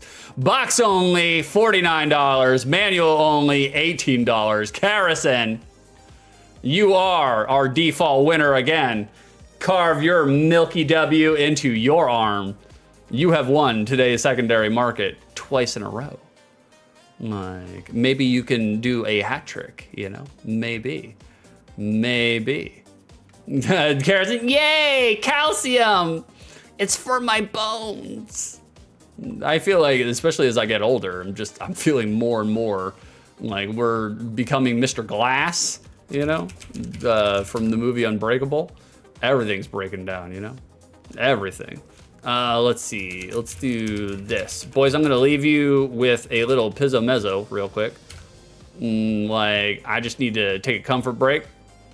Let's see. I just need to find something to leave you guys with. Like, we'll do compilation. Yeah, we'll do compilation. Bada bing. Oh, Lord. It seems like they don't really have a whole bunch from 1992, which is kind of surprising. Like, I was trying to go straight forward 1992, but that's fine. We'll do this one. We'll do this one. Oh, they have Rad in their title? Well, we have to watch it. It's got Rad in it, boys. Like, oh, there we go. Crossfire. Okay, we got it. And that's what we needed. We needed that. All right, let me come over here, boys, and mute this real quick so you guys can hear it without having the... Is it totally rad? It's a little bit. It's a little bit. Like... 6 is emptying his bladder back in 2 and 2. There it is. If you guys want to, if somebody wants to pin that to let everybody know, I am taking a urine break, you know? We're just trying to keep people apprised of what's happening on the stream. We got to crank this up so y'all can hear it. We're raw dogging the volume mixer, the Windows volume mixer. And we're going to come over here and boost this up. Bada bing. There we go. All right. Appreciate it. Thank you for the pin. Guys, I'll be back in just 1 second. Don't go nowhere. We'll be back in 2 and 2, you know? Like, all right. We're just going to come over here and do this and then do this. We got Crossfire. Woo!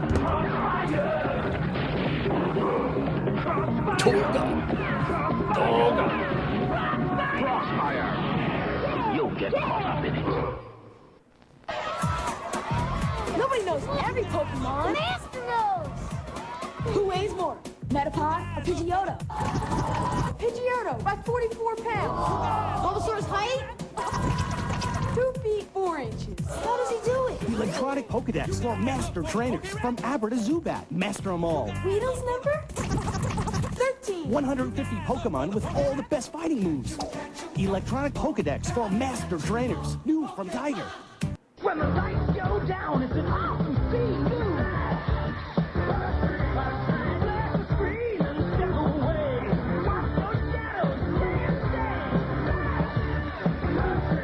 With my lightning flasher and my glowing pen, I can catch your shadow and change it, my friend. I can catch your shadow and make it last.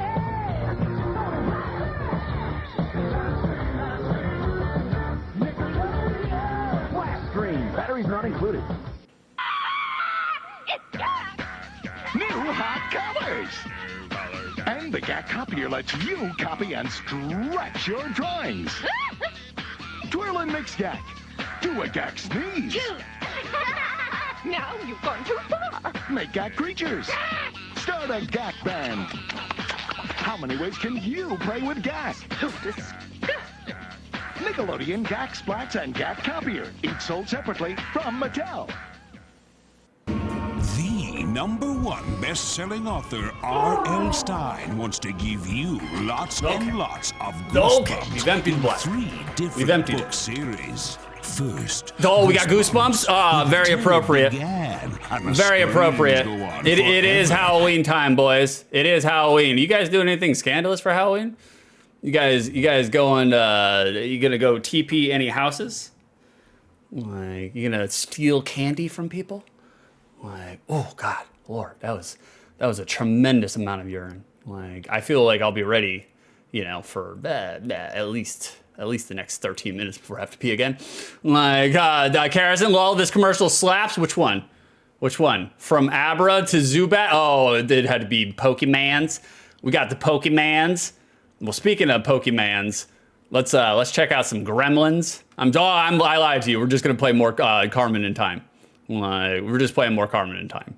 Like, all right, the shader's gonna freak out. That's fine. We'll get rid of the shader for right now because as soon as I switch over games, it's gonna lose it, and then I'll just retie it. You know, we just have to retie it. There we go. You can come over here to this, and then bring this back up. Bada bing. Oh, retied it automatically. Oh, that was super quick. Hell yeah. All right, we're in it, boys. Let's watch. See if we got an intro. See if we got an intro on deck. Okay, there we go. Bada bing.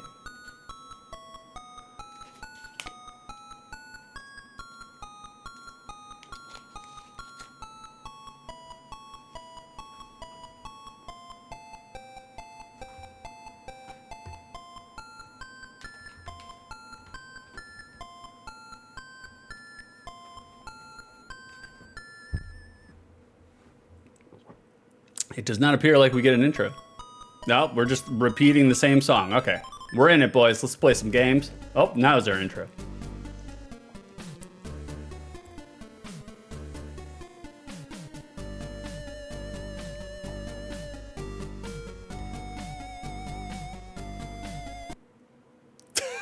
That's our intro. Thumbs up, we let him loose. He's out.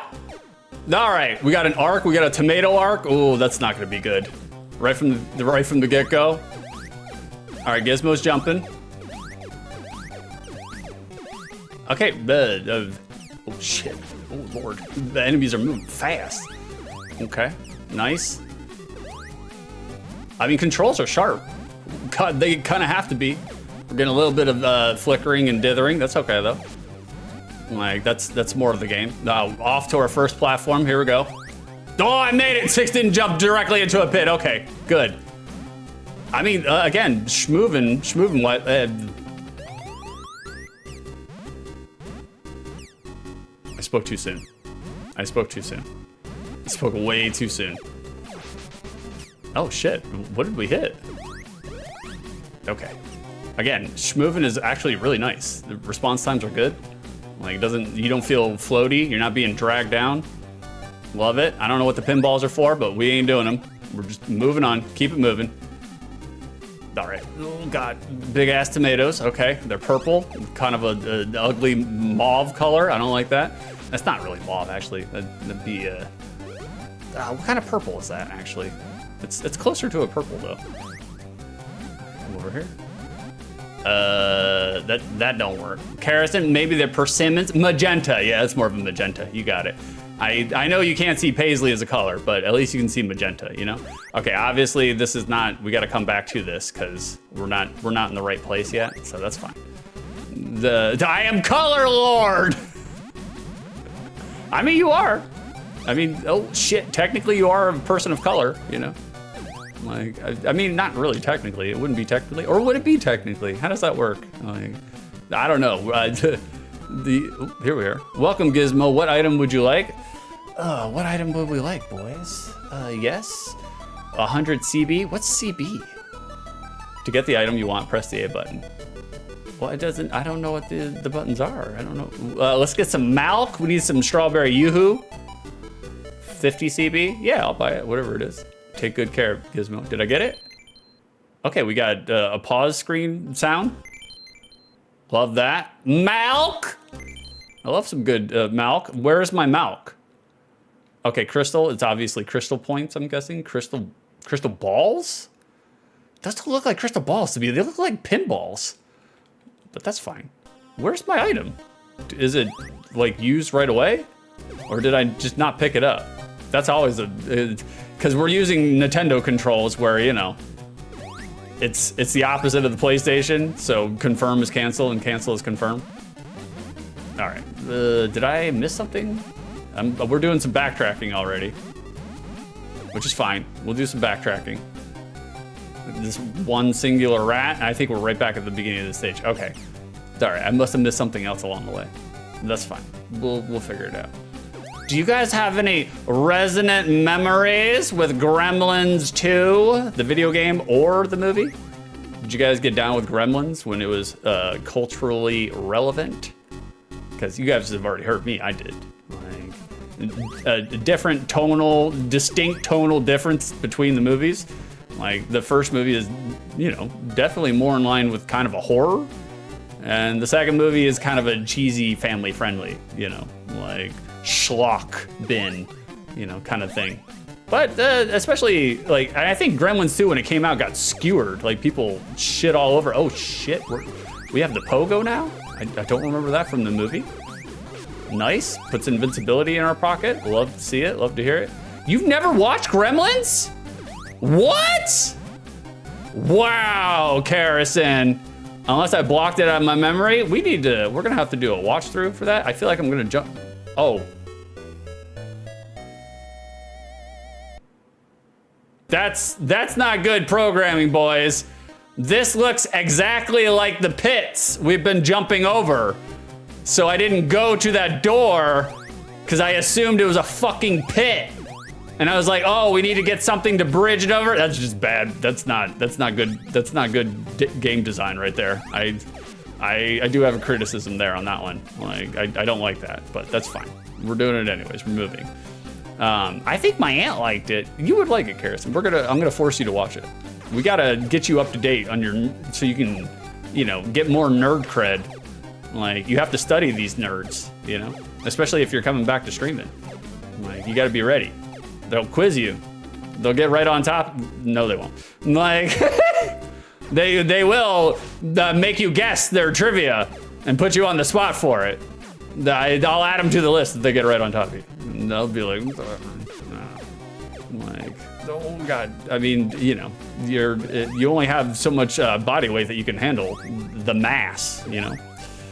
It's like, all right, come over here. See, that looks like a pit. Oh, son of a bitch, Gizmo. Come on, man. Bring it together. Ooh, I don't know why the magnifying glass killed everybody, but it does. Okay. We are starting to feel a little bit of the Sunsoft difficulty now. This arc sucks. I'm just trying to take out an enemy with a fucking tomato arc. I don't like that aspect, but that's fine. We're just gonna stand over here and, you know, cheese it. There we go. And cheese it some more. We're gonna take our time because I don't wanna die. I don't wanna have to go back and die. That's fine. Coming over here. Okay, throw him out. Karison, I'll do a watch with you if we must. We must. You would like it. You would like it. We're gonna continue. Our password is BVKF. Obviously. Is it raining? It sounds like it's raining outside. Hey, how you doing, Rek? Good morning, Rek. What's going on in your world, brother? It is doing rain outside. It's raining again? It's like, man, it's been nonstop raining. All right, we're just gonna go for it. Okay, this is a dead end. They fucked us with the dead end. I'm not a fan of that. That's fine.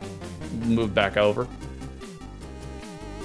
And we're gonna, ooh, right in the pit. At least they, like, you know, when you die, they're basically like, here you go, here's a balloon. You can just, I mean, that part I absolutely love. Like, that's good game design right there. Just skip past the hard parts altogether. We got the magnifying glass, for whatever reason, it kills all the enemies on the stage. I like that. Get our AoE on, love it. Rek just made some breakfast, how go the games? Any gems today? Carmen Sandiego was good. We did Carmen Sandiego. Where in Time is Carmen Sandiego? And that was respectable. And this is respectable so far too. It's a little on the difficult side so far, but not super bad, you know, it's functioning very well. I'm just eating my ass, you know, my own ass directly on the plate. What are we having for breakfast today, Rek? I will judge you accordingly. Like, I want to hear what Rek's breakfast sounds like. Okay, can we go under the desk? Karison did it for me, thank you. All right, we got more money this time around.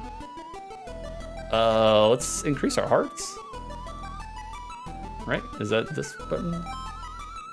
Yes, 100. Did I get it? It says I got, okay, it increased our life. Okay, nice. Karison 6 did really well at the geography game. No, I did not. At least they're being decent to us where we can lob our tomatoes over the wall itself, you know? I respect that. They recognize and realize this may be a little bit of a difficult game. God, what are the fucking enemy movement patterns on that? Jesus Lord, man. Straight out of the RNG.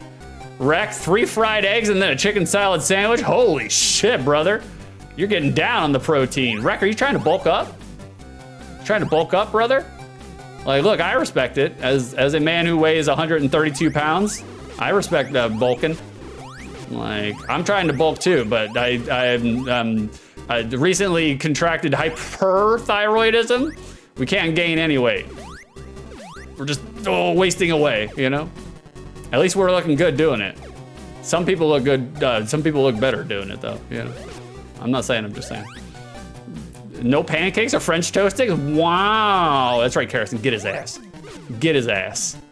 Like, it's a callback to asking Vicer about his preferences. What is this? What is this? Is this a matchstick? Is this an ancient spoon? What? I guess it is a matchstick, right? That makes sense. Rek, me bulk up? Nah. We got a cutscene.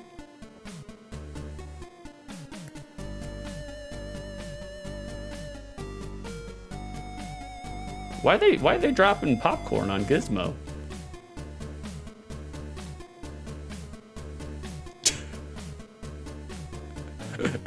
That's me in anybody's chat. They kicked him into the air vent.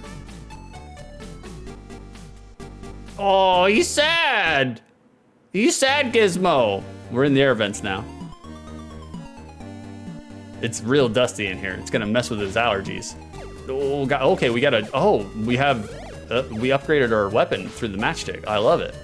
Okay, cool. We've got no shitty arc. Now we're just pew-pewing directly in front of us. Respect that. Love that. I mean, so far, guys, this is a good-ass game. Like, I can't really draw a lot of criticisms towards it.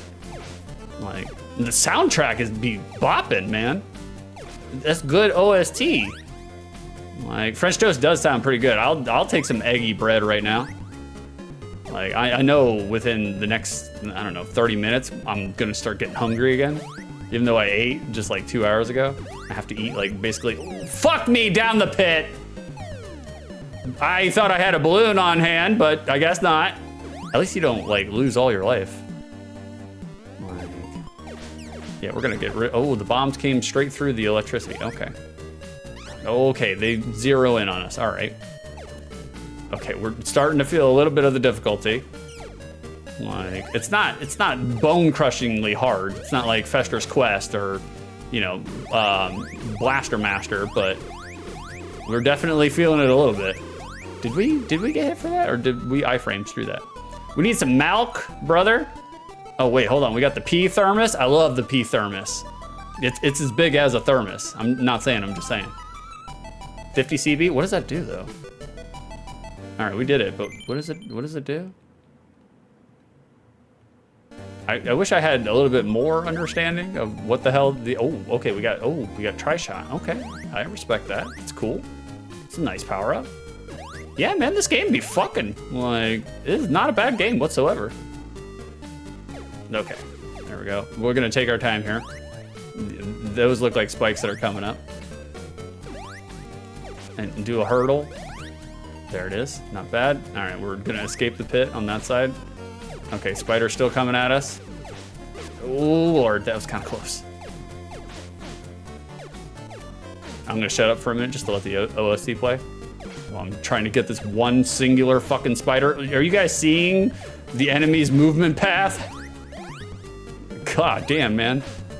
All over the place.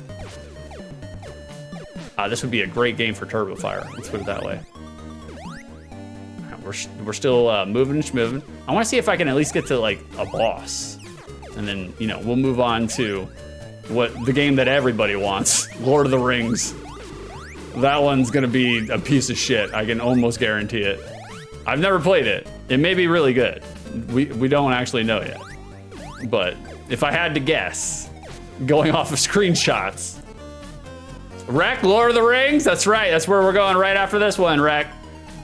We're going for the Super NES, Lord of the Rings.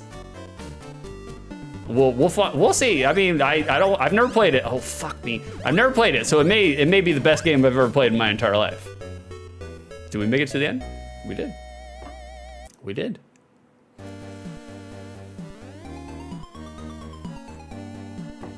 Harrison, yay, movie games. We did, incidentally, accidentally. Would have like a, oh shit, we died. We did have a little bit of a theme here with movie games. Like, outside of Carmen Sandiego, obviously, but that's fine. Like, I'm surprised they never did a movie for Carmen Sandiego. Like, even if it was like a direct to VHS movie, that you think that would be right in their wheelhouse, you know? Racket can't be worse than the show. Maybe? I'm not overly familiar with the show. What was bad about the show? I mean, I'm not surprised that the Lord of the Rings show was bad. That doesn't surprise me. Okay, we're getting hit with the Castlevania knockbacks. Fuck him. We're just gonna bypass him altogether. We don't need to take that shit. Like, Carrison, you have to beat this game first. I mean, with the progress that I'm doing here, it probably wouldn't be terribly hard. But I get a feeling that we're gonna get a difficulty spike pretty soon, you know? We're already starting to. Oh, shit, okay. Move over here. We got skateboards now? Yeah, all right, we're gonna start eating shit real bad. So my expectations are low enough to where I'm confident I won't be disappointed in this. We'll see. We'll see, Wreck. No, we'll see distinctly. Wreck, I didn't care for a single character for starters. I mean, that makes a difference. That definitely makes a difference. Like, you actually have to have something, you know, emotionally invested in the character work that you're getting into. All right, boys, we're gonna go one more death. We're gonna go one more death, and then we'll move on to the next game. Oh shit, he's right here in the corner. We got iframes and knockback. Do we have balloon? We have balloon. All right, we're just gonna P-wing it right over. We're gonna, oh, fuck. We're gonna take advantage of those iframes. Not take advantage of that knockback though. And the knockback. Oh boys, we got spit roast there at the end. Holy shit. Lord in heaven, God above. All right, we're switching over. We're switching over. We gave you a sample. We gave you a little taste of Gremlins. Yeah, we got stun locked. From soft locks to stun locks. Am I right, boys? Am I right? Like, Jesus H. In heaven. There we go. We're playing some voltaic crabs. We're playing some voltaic crabs. Okay. Wow. The not armor, wreck. It was cheesy as fuck. Like, they tried to go for wholesome, but it was just corny. It's a hard line.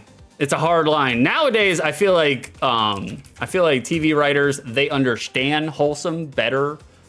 Like, it's a very thin line to tread, you know, because it can easily bleed into, you know, fucking cornball, cheddar ball shit, you know. Like, boys, we got a review. Criteria number 1, for the unspecified amount of time in which I played this game, was I entertained? Yeah, I was. It's a solid ass platformer. Solid ass the action adventure game, however you want to say it, whatever it is. Like, I think it's doing things. It's doing schmoves. It's doing the proper guidance. Like, it's not bad whatsoever. Like, I can see the difficulty spike ramping up. It is going to be a hard game, but I mean, they're giving you a lot in terms of like item variation. You get a matchstick, you get a pogo stick, you get a balloon where you can P-wing over shit. Like, look, me especially, shitty gamer that I am, I love any time in which the game grants you the ability to P-wing away from everything during your iframes.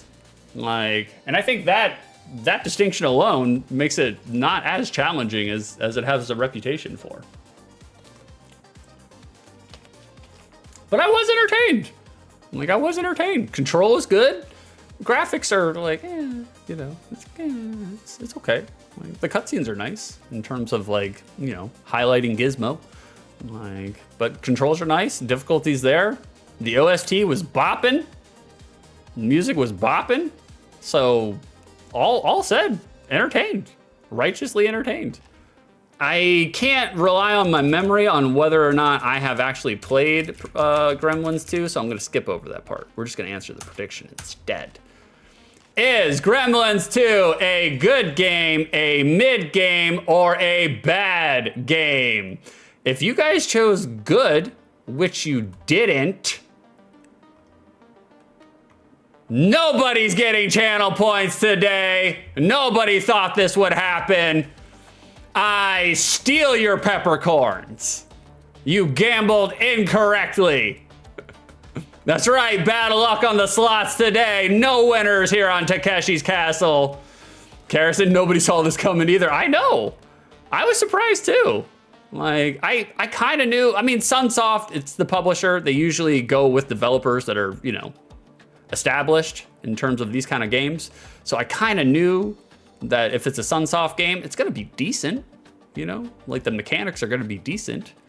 But I was surprised. I would say this is a good game. That's another solid 6.5, veering towards a 7, you know? Like, that's veering towards a 7. So I'd say that's good. That's good in my book. And I was thoroughly entertained. So Gremlins 2 is worth your time.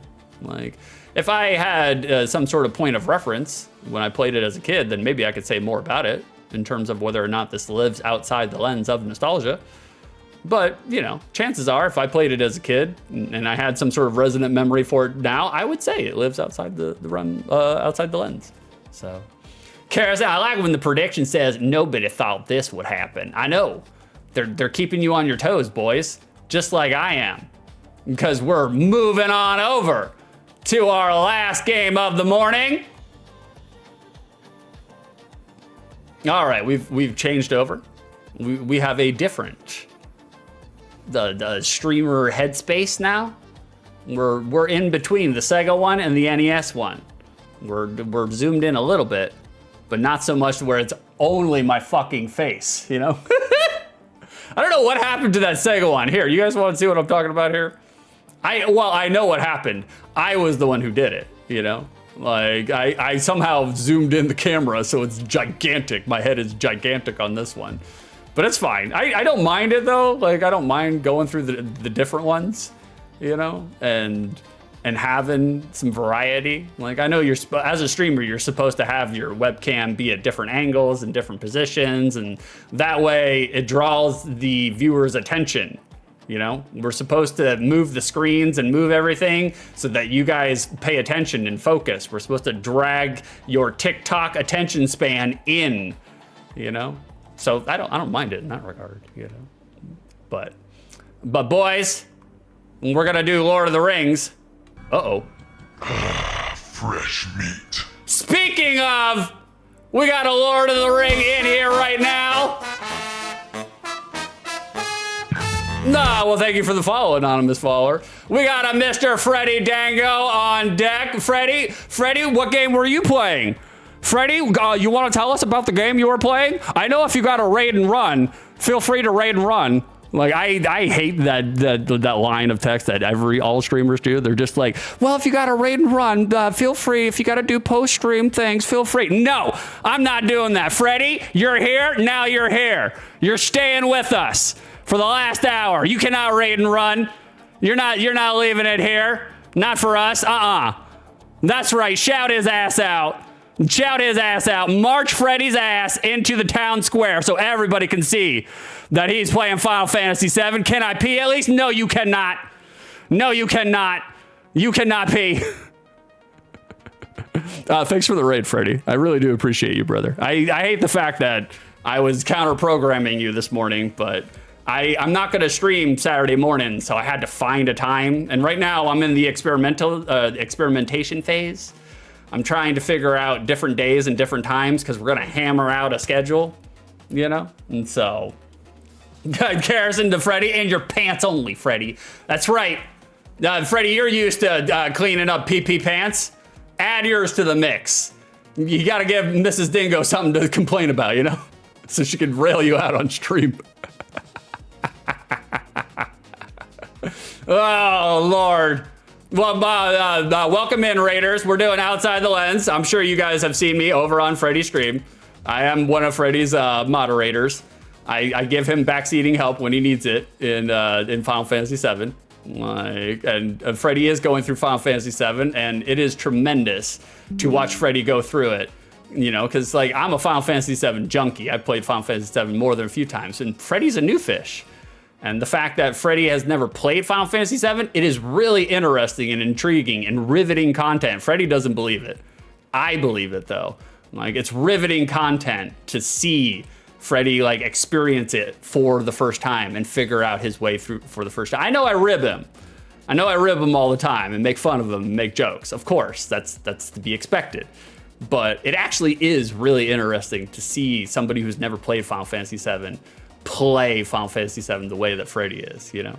And go to the Golden Saucer, play none of the games. I have never seen anybody play Final Fantasy VII before and play none of the games at Golden Saucer. None of them. Freddy was like, we got things to do. This is gonna be a 130-hour RPG. We're moving on. We're moving on. We're not doing paper, rock, scissors. I love it. Absolutely love it. Well, welcome in, Raiders. Outside the Lens is box art, magazine ads, market prices, commercials, short play, and a hazy stoner Florida review. That's all that we do. It's more of a just chatting stream than it is a gameplay stream. There's gonna be a lot of talking and a lot of chat interaction. Not so much on the actual gameplay. So we just use that as a prop. It's a crutch, you know? Freddie, I did a chocobo race. What more do you want? Pepperoni, he got straight to dying and missed the confusing desert bit. I would love to rib Freddie, and I will. But like, Final Fantasy VII is not exactly beginner friendly. Like, I realized that watching it, like, they just drop you in a lot of shit and don't explain a lot of stuff either.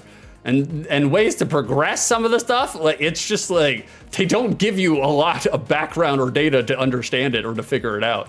You just gotta have to know JRPG tropes. And if you haven't played a lot of them, you're literally just groping through the darkness, you know? And so, I rib Freddy, but I give him a lot of credit. He is figuring it out on the fly, so. And we get streamer brain, you know?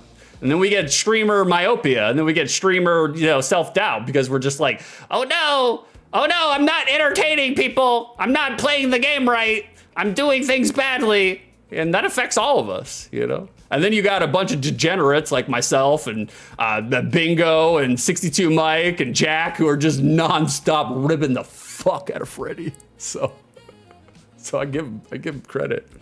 You guys getting your peppercorns? Hold on, we got to reset. Armor wants a reset. We got a singing bowl here.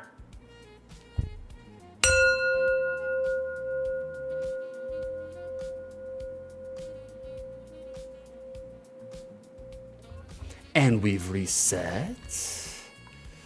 Thank you for redeeming the singing bowl there, Freddy. Not Freddy, Armor. I'm sorry. I'm giving people the wrong credit. We got some peppercorns on board. Aldo's getting his peppercorn. 62 is getting his peppercorn. Freddy's getting his peppercorn. Freddy, you are of legal age. You are able to ride the grinder. Congratulations.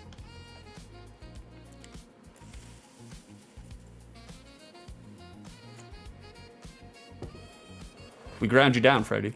Thank you for the raid, Freddy. I appreciate you, brother. I wish you would stream later in the day. That way I could raid you. I'm never going to be able to raid you on your current schedule, man. I want to raid you, Freddy. I want to raid you. 62, I get that with trying to keep entertained. Last night I played Resident Evil and just kept silent for long stretches. I mean, it's hard because everybody streams a different way. I don't like having a lot of dead air on my stream, me personally. But at the same time, like, it's okay to just let chat feel the game and just let the game breathe, you know? Like, that's okay. There's nothing wrong with that kind of streaming. Freddy, you wouldn't grind a dingo. I would. And I do. We got a door ticket. John. Random fact. In Black Panther, 2 of the white actors also played Gollum and Bilbo. I think that means they were the Tolkien white guys. John. Okay, John. Okay.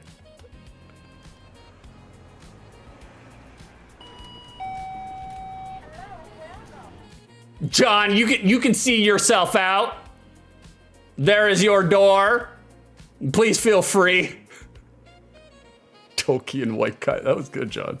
That was good. It did kind of, I felt a chunk of the femoral artery break off there. We got some crud in the bloodline now. Thank you for that, John. Well, also, boys, it's time for an audience participation. It's time for an audience participation segment. We do it right before we go into the game. It is time for the Peppercorn Casino. Here we go.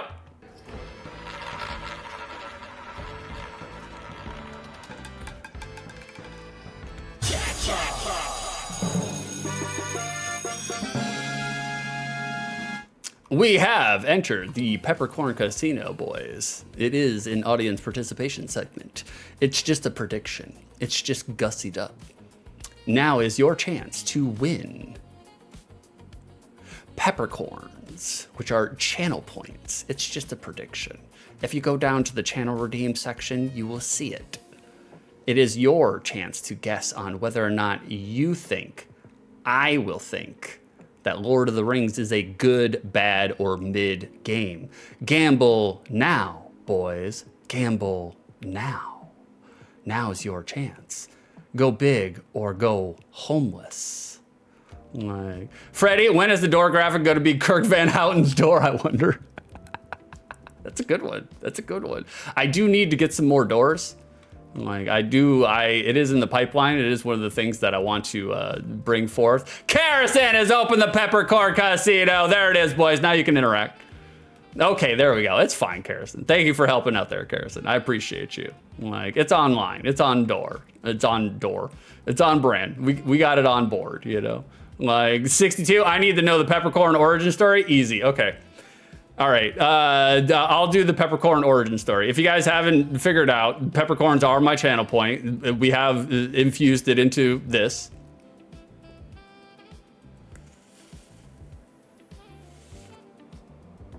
And for those unaware, the peppercorn origin story is when I first started my business, like a couple of years ago. Like, I had never owned, I've run a business before. It was a small time business, but this was an actual business with like 100 or more clients. And so I had no training. It was literally just dropped off in the deep end and it was like, okay, figure it out. And I was like, I can do the labor aspect of it, but like the business side of it, I've never done that before. And so I was going through a lot of anxiety during that time, a lot. And you guys may or may not know me as a Florida pothead, allegedly a Florida pothead. And so I was having so much anxiety during that time that I was doing a lot of dry heaving. I was doing a lot of puking from nerves and anxiety. I was just freaked out all the time. And I would be like, okay, I'm gonna smoke some weed and that'll calm me down. It did not at all. It made it worse. And then out of the blue, I went through that for like 2 weeks. And then out of the blue, I just read an interview from Neil Young, where Neil Young was talking about how he loves marijuana, but like marijuana sometimes gives him, you know, paranoia and anxiety. It spikes his anxiety up, you know?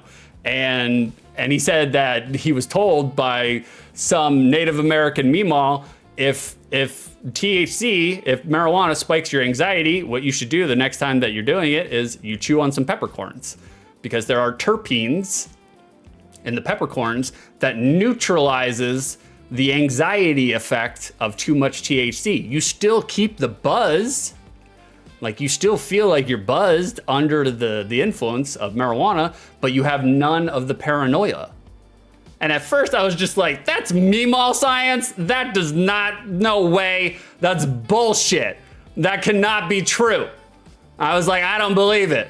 And then I started doing it and it worked. Like it completely, I would get high and then like I would put 3 peppercorns in my mouth, chew them up. And then within 5 minutes, I was still high, but the anxiety went away.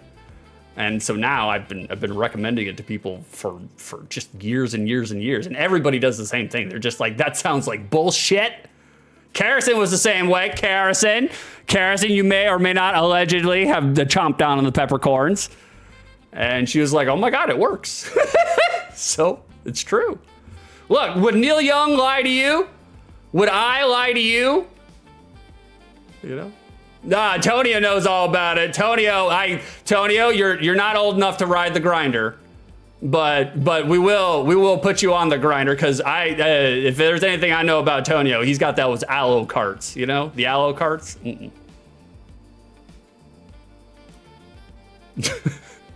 62, does it also make you laugh like that? No, that's just me being a goofy Florida hillbilly. Carrots, so spicy. They are a little spicy. What is also spicy, you guys see this box art up here? That means we're going to our next section. And our next section is this.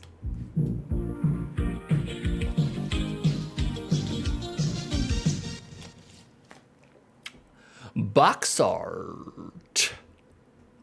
For you Raiders, you guys may not be familiar with the show, when I take a look at box art, I just take a look on whether or not there are any verbs on this box art and whether or not it encapsulates what the gameplay experience will be like.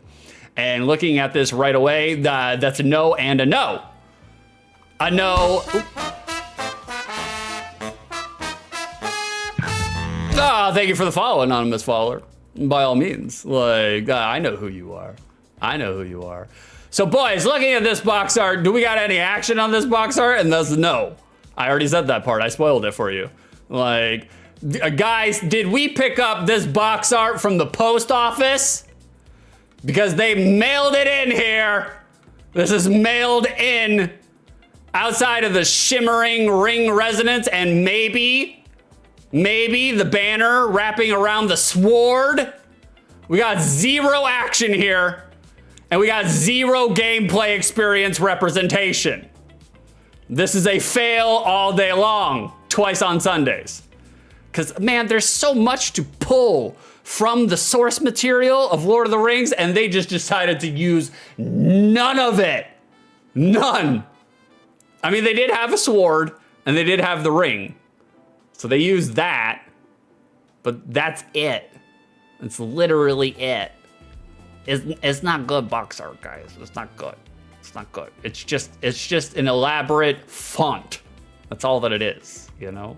Freddy Dingo, Shining is a verb. Look it up. Shining is technically a verb. It is. I did throw that in there. Shining is action on this box art. But is it action that's going to sell you into renting and or buying this game? Me, not so much. Me, not so much. Wreck, dude, the R is getting some action with that ring. Actually, it's like, it's curved, you know? It's like hooked. You know? We're hitting that G-spot. I'm not saying, I'm just saying.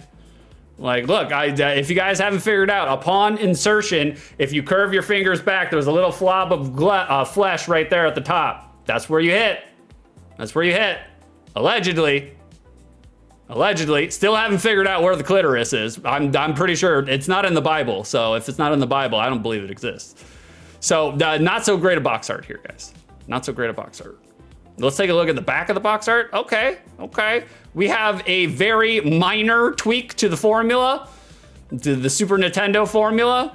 I rail about it all the time in the back of box arts for Super Nintendo games, because the Super Nintendo box art formula is literally wall of text on the left side, 4 screenshots assembled in a square pattern on the right side. That is literally every single Super Nintendo box art on the back of the fucking box.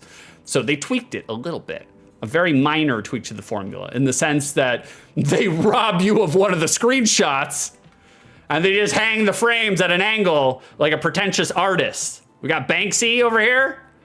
Interesting to note, they did give us the wall of text and bullet points. We got both. We get a wall of text and we get bullet points, which is also kind of weird. It's also kind of weird. I can mostly forgive the text real estate here because the game is based on a gigantic literature trilogy, you know? So we might as well bore our consumers here as well. And also, right at the bottom, I just want to highlight right at the bottom, quote, state-of-the-art arty sound system for realistic medieval music made me ugly laugh right here in my pants. I was laughing my ass off when I read that on the back of this box art. Terrible, terrible. We got ourselves a magazine promo. We'll look at the magazine promo. Also terrible. Also terrible. You remember what I was saying before about Broderbund, about Carmen Sandiego? Not so great, not so great. Myself, I don't particularly care for what they're doing here in terms of written text background. I can see the vision though. I can understand why they went with it this way, you know? It makes sense thematically, given its real world counterpart, you know, the book. Makes sense. Still, they could have given us Gollum or some Eye of Sauron or I don't know, literally anything on this promo outside of just the box art, some words, some background text looking like a book and 3 screenshots. Literally anything. And I only make that specification because let's take a look at the Japanese promo. The Japanese printed material. See? See? The Japanese, they understood the mission. They got it. Like, Japan did not even fuck around with screenshots. They were like, we don't need them. We don't need them. You got Gandalf doing improvised demolition at this beastie's feet, giving him the literal hot foot. That's all we need and all we needed. Thank you, Japan. They got the memo. They understand. That's how you sell a game. Like, not, look at this, right? This speaks to you. As a 9-year-old mouth breather, that speaks to you. This does not. This or this? Which one would motivate you to rent a copy of Lord of the Rings, right? Like, it's just, you know, it's not hard. It's not hard.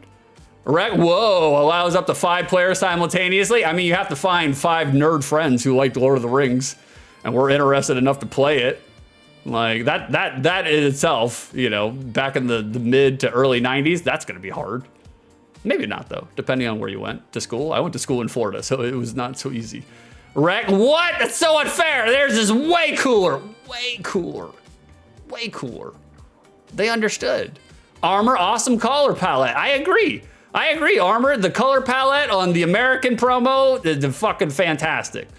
It's inspiring Tonio right now. It's inspiring Karrison right now. 2 graphic artists are inspired by everything on this color palette. I know, I'm just fucking with you, Armor. I know you were talking about this one. Like, it is an awesome color palette. Karrison, we are not. Well, I'm so sorry. I'm so sorry that you could snuff your nose at this brilliant promo materials. Wow, Karrison, you've changed. You've changed, Karrison. We got some screenshots. I know you're ribbing. I'm ribbing you back. I'm ribbing you back. It's a repartee. It's a patter, you know? We got some screenshots. Granted, now the R&D department, they cannot control what magazines and websites use for screenshots, but this is a screenshot that I got for Lord of the Rings. Does this speak to you guys? Does this speak to you? Bingo, ribbing for our pleasure. That's right. Rec, no chance my PC can run these cutting grad. No chance, Rec. I hope you got a 4080 RTX. I hope you got one. Armor looks like a 2015 indie gem. Hopefully it doesn't soft lock. Hopefully it doesn't soft lock. So in terms of screenshots, black. We got another one. Again, not exactly the best screenshots to sell your game. On this one, we're not doing a lot of sizzle selling, but we got 2 hobbits using blind man canes in the Shire. That makes you guys want to play, right? Blind Frodo and blind Sam just groping through the darkness. Yikes. I can't defend this one. No, you cannot. I can't either. Let's move on. Just one little line of trivia regarding it. If a character dies within Lord of the Rings, you get characters, you get, you know, computer-controlled NPCs. The death is permanent, and the player cannot use them for the rest of the game. We have permadeath, boys. And permadeath is a little harsh. It's a little harsh, you know? Particularly because, like, everything that I saw regarding this game, like, oh wait, hold on, we got some farty jazz chase. There we go. Everything I saw regarding this game, it says that permadeath is harsh because your support character's AI is pretty dodo dum dum. So they're doing a Kingdom Hearts Donald Duck. They're going all over the place. They're not going where you want it to go. And speaking in terms of going where you don't want it to go, boys, we have milk. The milk has been unlocked. If you see the milk in chat, that means we are going to our second audience participation segment. We're going to the second dairy market. There it is. There it is. Drown me in a wave of calcium. I appreciate the milks. Thank you for the milks. Where are my milkies at? That's me pinching my nipple. You can't see because my hand's over here. That's fine. It's mostly colostrum. Like, we're going to the secondary market, the SDM, and that's where you guys get a chance to guess how much milk money is Lord of the Rings for the Super Nintendo going for SIB prices. Complete in box. We're looking for game, manual, and box. Whoever's closest without going over, you win. But if nobody participates, then I don't give a shit. I'm moving on to the next one anyways. We'll go on without you. We'll go on without you. And so I'll give you guys a chance to tabulate your guesses. Carrison throwing a guess in there. Thank you. I appreciate you, Carrison. We got to switch over. We got to transition for it. Here we go. We need Ted DiBiase to usher us in.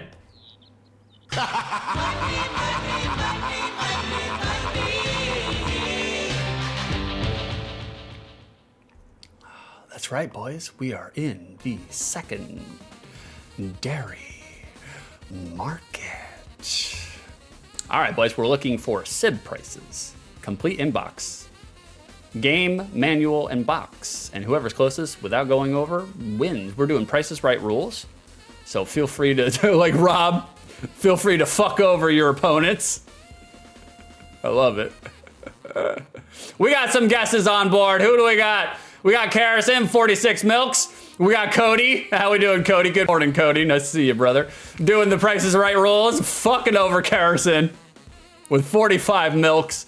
We got Bingo the Pencil doing 65 milks. Good to see you, Bingo. And we got Techie Rob with $66.06. And we got Rec in there too, 57 milks. I'll take a beat just to see if anybody else wants to participate. And then I'm gonna show it to you. I'm gonna show you who won today's secondary market.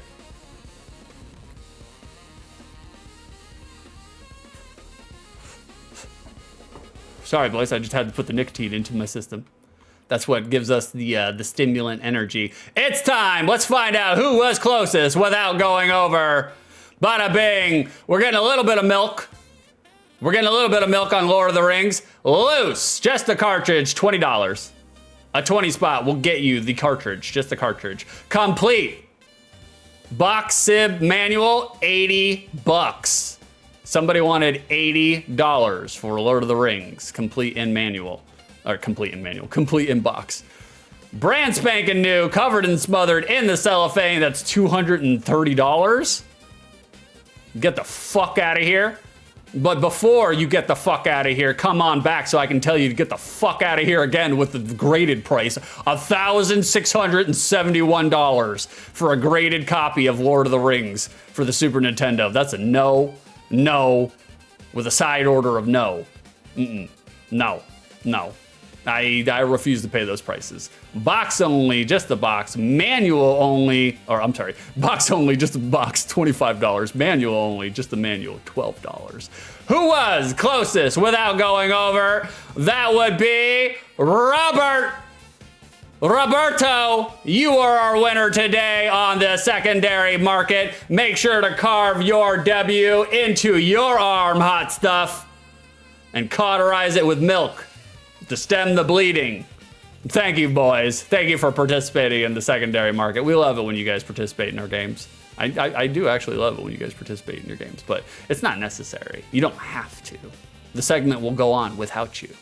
But I really do enjoy when you do, you know? When you do.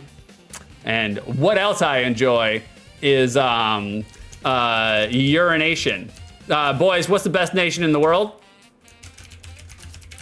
What's the best nation in the world? Urination. Back in 90 seconds. There we go. If I could get somebody to pin that for me, I appreciate it. I am gonna leave you with some entertainment. I'm not gonna abandon you. Like, I'm not gonna do a chair stream on you. Thank you for putting that, Carrison. I appreciate it. We're letting people know that it's not a chair stream. Like, how dare you, Robert? How dare you door me? Who do you think you are? Coming in here and dooring me for my top class humor, my top class dad humor. Urination. I am.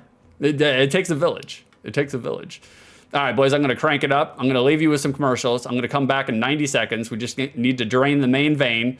And then when I come back, we'll see how shitty Lord of the Rings is for the Super Nintendo. I know you guys are itching for it, you know? All right, we're going back to Goosebumps. I'll be back in just a second, boys. 90 seconds. And ever. Then, give yourself goosebumps where you choose from 20 different scary endings. And don't forget, Goosebumps presents books based on the Goosebumps TV show with creepy color photos inside. From Parachute Press and Scholastic, available wherever books are sold. Write us to get information on how to join the all-new Goosebumps fan club. Goosebumps, they're so good, it's scary. You want new Pokemon to capture? Heavenly Pokemon! Poliwag, Poliworld, Poliwag! Pokeball Blaster! I gotta catch your own new Pokemon. And when I train them, I will be the Pokemon Master! Ash and Pikachu, Squirtle, Psyduck! New Pokemon are here! Can you catch them all? Pokemon Master! Set sold separately. Electronic Psyduck needs M batteries not included from Hasbro. We've seen them. UFO invaders. They got saucers, blinding lights. And you know, I think they're coming closer. I saw holograms, escape pods, lasers. There's just no stopping them. I said, hey, don't take my schnookers. Take me. The force behind this is very powerful. They're here. The new UFO collection from Lego System. Each set sold separately, batteries not included. Lisa Frank makes the coolest stickers. I should know, because I have most of them. See me and Jenny, who's like my absolute best friend now. We went to the store, and there's all this cool stuff. We're back like online. Mania and paint. We're back online. Oh, we got paint prints. And stationery and stickers. Of course, stickers. And I told Jenny, no way. Stickers? That's it. And Jenny says, hey, you don't have to buy everything now, because Lisa Frank comes out with cool new stuff all the time. It's impossible to keep up with, but it's fun to try. Lisa Frank. Oh, Lisa Frank endorsed? Oh, okay. Now we're talking. Now, oh, we got Floam. Oh, I hate to cut it off on Floam, boys. I hate to cut it off on Floam. You never cut it off on Floam, you know? Like that means you're in there. That may or may not be flirting in some states here in the United States. Like, Reg, don't take my schnookers. Boys, is it okay? Is it normal? Is it normal if your urine is iridescent? Is that a normal thing? I'm going to assume it's normal. It looks like a pool from Fallout, you know, like one of those puddles that you see in Fallout. I'm just going to assume that's normal though. Like, oh, there we go. All right, boys, you guys ready? Karis and Flum will never let this go. It means urination. Well, I am. What is it? Indivisible? Under God? Definitely under something. The influence, perhaps, maybe. All right, boys, we got to switch over. I'm not going to make you play Gremlins 2 anymore. We'll do Lord of the Rings. You guys want to see Lord of the Rings? We'll make sure to do that. All right, we popped it up. We're going to come over here real quick. There it is. This is original hardware. Don't tell Nintendo. It's fine. The shader's going to get a little funky, but we're going to come over here and bop it on there. There we go. Just like so. And then just like so. That's how we do it. Like a pro, boys. Like a pro. All right, come over there and then do this. All right. Just like always, I'm going to shut up and let the intro play. Let's see what we got.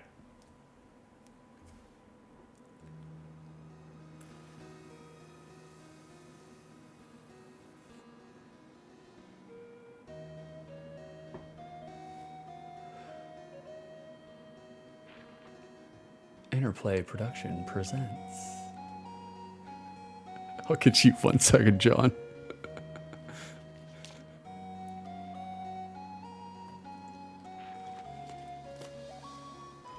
Book 1, Chapter 1.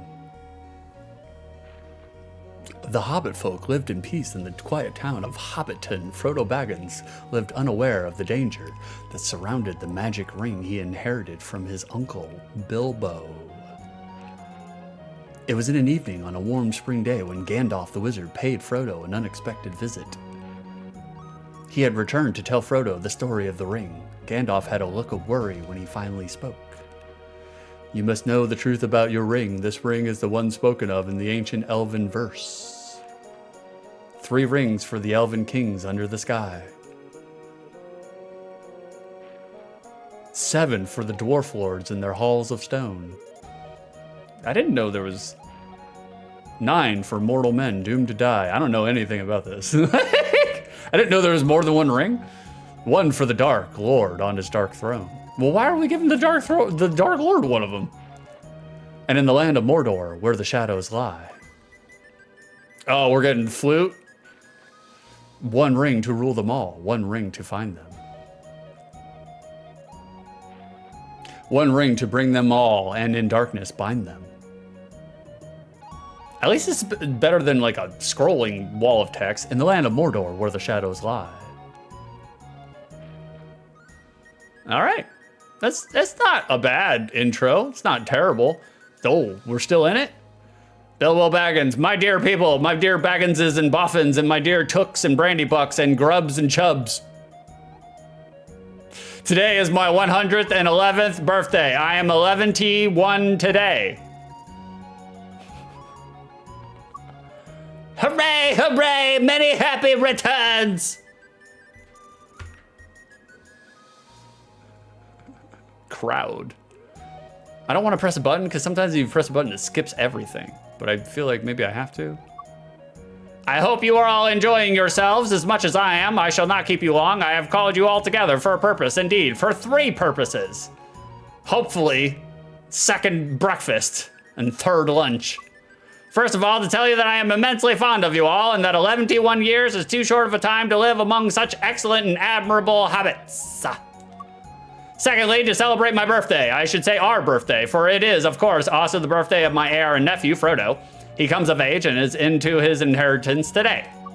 Thirdly, and finally, I wish to make an announcement. I regret to announce that as though, as I said, 11D1 years is far too short a time to spend among you. This is the end. Oh, shit. Immediately dies. I am going. I am leaving now. Goodbye.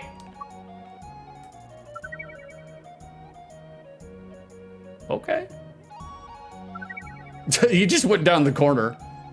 Hello, Gandalf. Hello, Frodo. The time has come for me to leave the Shire. I want to see the wild country one last time.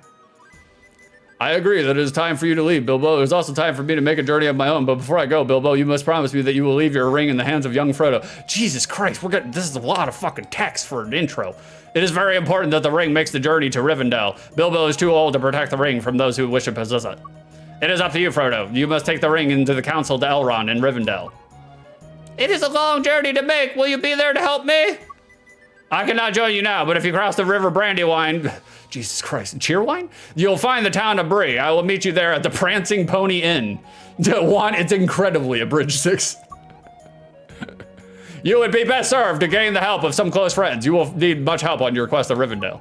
Good luck, Frodo Baggins. Guard the ring well on your journey. Remember, it is not to be used on the servants of Sauron. It is not to be used, or the servants of Sauron will find you for sure. Well, what the fuck? Oh, look at Gandalf. Look at his walking animation. That is strutting and cutting right there. That man knows what he's about. I will miss you, Bilbo. I wish you well on your journeys. It is your journey that is important, my young nephew. There are many dangers that lie ahead of you. Okay, this is a Midwestern goodbye. Fuck. All right, we get it. Let me play the game. I need to catch up on chat. That was our intro. Holy shit. Lord in heaven. God above. All right, let me catch up on chat, guys. Hold on, I'm sorry. We got a door ticket. John! Did you know 6 changes nationality during these breaks? Before the bathroom, he's American. But in the bathroom, European. John, that did make me laugh during the intro. I was trying to keep it back, but that's for you. That's for you. I know you came back, but you could see yourself out. Leave. God, John. That was good. John. Juan, how we doing, Juan? Good to see you this morning, brother. 6, I was just served a nab for Uber Eats where Chad, who looked a bit like Elrond, was eating chicken wings. I think he was meant to be Lord of the Wings. Thank you, Juan, for coming in here and stinking up chat. I appreciate it, brother. Juan, 6, the answer to why the Dark Lord has one is really, really long. I want to hear it. Summarize it in 8 words or less. I want it in 8 words or less. The Juan says like an entire book. I want the reader's crib notes. I want the crib notes. 8 words or less, Juan. You're on the spot. Hey, how we doing, fill in? Then you literally never touched the other rings, at least for 40 years. I'm pretty sure this game left a bad taste in their mouth, and so chances are they're just like, they were like, nah, we don't need to do another one. Rag, watch this just be an entire book in text. That's what I was thinking. That's where I thought we were going here. I was just like, oh no. We got another door ticket, John. At least once a year, I watch Lord of the Rings. At this point, it's habitual.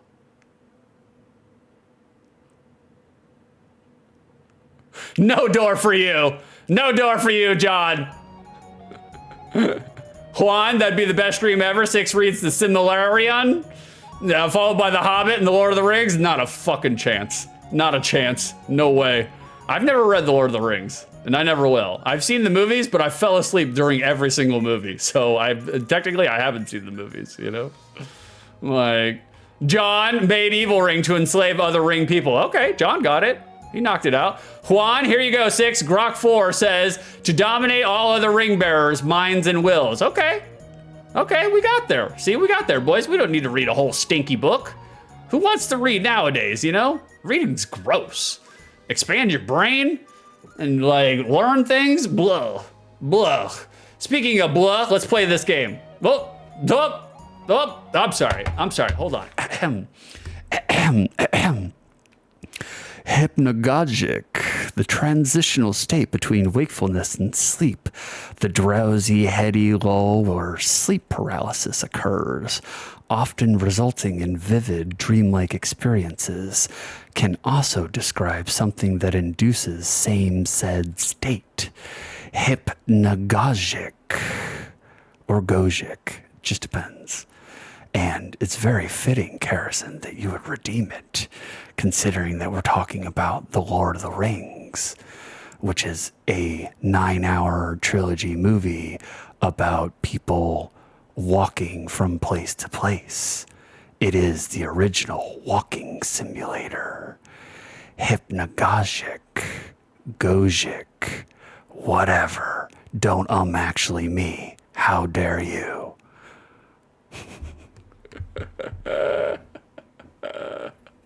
Thank you for redeeming the vocab machine. We appreciate it. The vocab machine has been appropriate lately. It's been on brand. Just like, holy shit, man. Every time we play a game, it seems to blend into it. I love it. We gotta redeem 6 ranks from Philin. Plain, double scoop, ice cream cone. The mistype. Don't do it, 6. Okay, I won't do it. Okay. I mean, if you want to give me another one, I'll do it, Philin. I'll respect your redeem, brother. I like ranking stuff. All right, boys, let's check out our options. You mistype? It's okay. It's okay. I'll just act like I didn't see the mistype. Oh.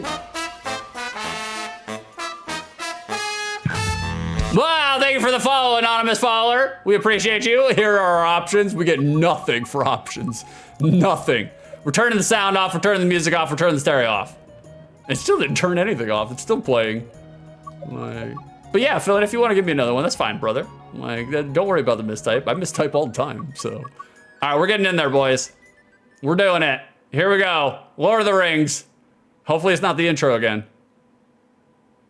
Okay, we're in it. We're in it. Okay, that's our parry or block, I guess. Look at that wind-up time on that. Holy shit. We got negative frames right there, boys.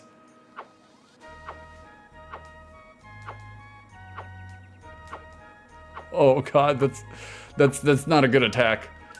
Okay, that is our HUD, I guess. We're just checking it out. You do not have an item equipped at this time. I don't? It certainly seems like I do. That seems like an equipped item. Oh god, we're gonna get that sound over and over again. We're just testing out our buttons, boys. That's pause. We get a sound for pause. That's cool. We get a jingle. Okay, select is our menu screen. Old dagger, cloth cloak. Look at Frodo. Look at him. Okay, nice. Fill in. Bro has a solid frame with that steps and all. He knows how to ball. Yeah, I was gonna say, let's check out the walk animation. Okay, yeah, he knows what he's about. Square shoulders, walking erect. He's confident. Okay, let's go in here. I don't want an equipped item. What's our action button? Okay, I guess we don't have an action button. Here, let's find out. Okay. Old Gaffner Gangi. Hello, Frodo. Sam was looking for you. I think he is nearby. Do you change? Nope, you do not. Armor. Whoa, is that a parry? I know, man. We got Dark Souls 1 buckler action here. Like, well, we don't have the buckler, but you know, you understand. You get it. Okay. We can't actually get off of the path. Wheeze? Legends say that the caves around Hobbiton may have hidden treasure. It is said that there may even be a power book that will grant you great knowledge. Okay. Okay, we can't go. Okay, now we can go off the beaten path. I don't know why. Oh, it's just the tree. There's an invisible wall around the tiles of this tree, so you can't go down on that sucks. All right, moving on. Moving on. Frodo is a little slow. I don't like how slow Frodo is moving. We don't have a run button. Old Rory Brandybuck. Here is some news from the east. A dark shadow of a man has been lurking by the bridge to the river Brandywine. He is looking for a young hobbit, and he means him great harm. Hopefully that's not us, boys. Hopefully that's not us. Maybe they're talking about Sam. Can we go in here? Can we go in here? Okay, I don't have an item equipped. I know that. We're just, I wish I could interact with these little huts, but we cannot. There's no hut interaction going on in the game right now. Rose, Mary Brandybuck has been gone south to Crick Hollow. He won't be returning, but you might meet him there. Okay, sounds good. Sounds good. Where's Sam? Milo? I saw Pippin leave a while ago. I wouldn't go after him. There are wolves on the plains. All right, I don't plan on it. Not particularly. Is this Sam? Sam, there he is. Sam Gangi. Gaffer sent me to find his lost reading glasses. I can't leave Hobbiton until I find them. If you will help me find them, I can go with you on your journey. We're at a fetch quest. 3 minutes into the game. We gotta find Sam's glasses because he's fucking blind. Okay. That makes sense for the blind canes. You know, everybody's holding a blind cane. John, we got a door ticket. I keep having dreams about creating languages and worlds with elves, hobbits, and dwarves. It's keeping Crystal awake because I keep Tolkieing in my sleep.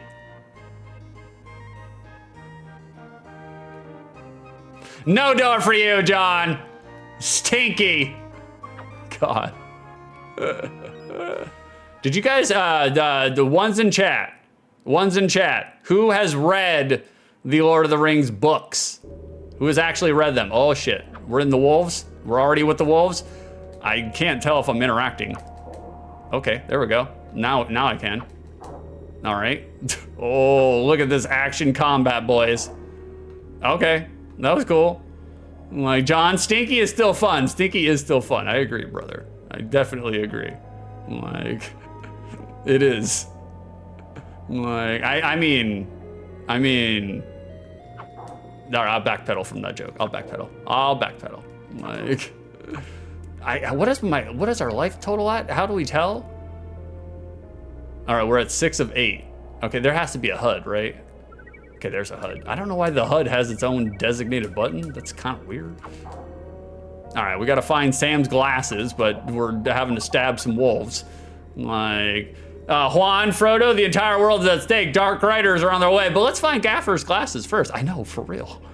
Just like, keep them around, put a chain on them.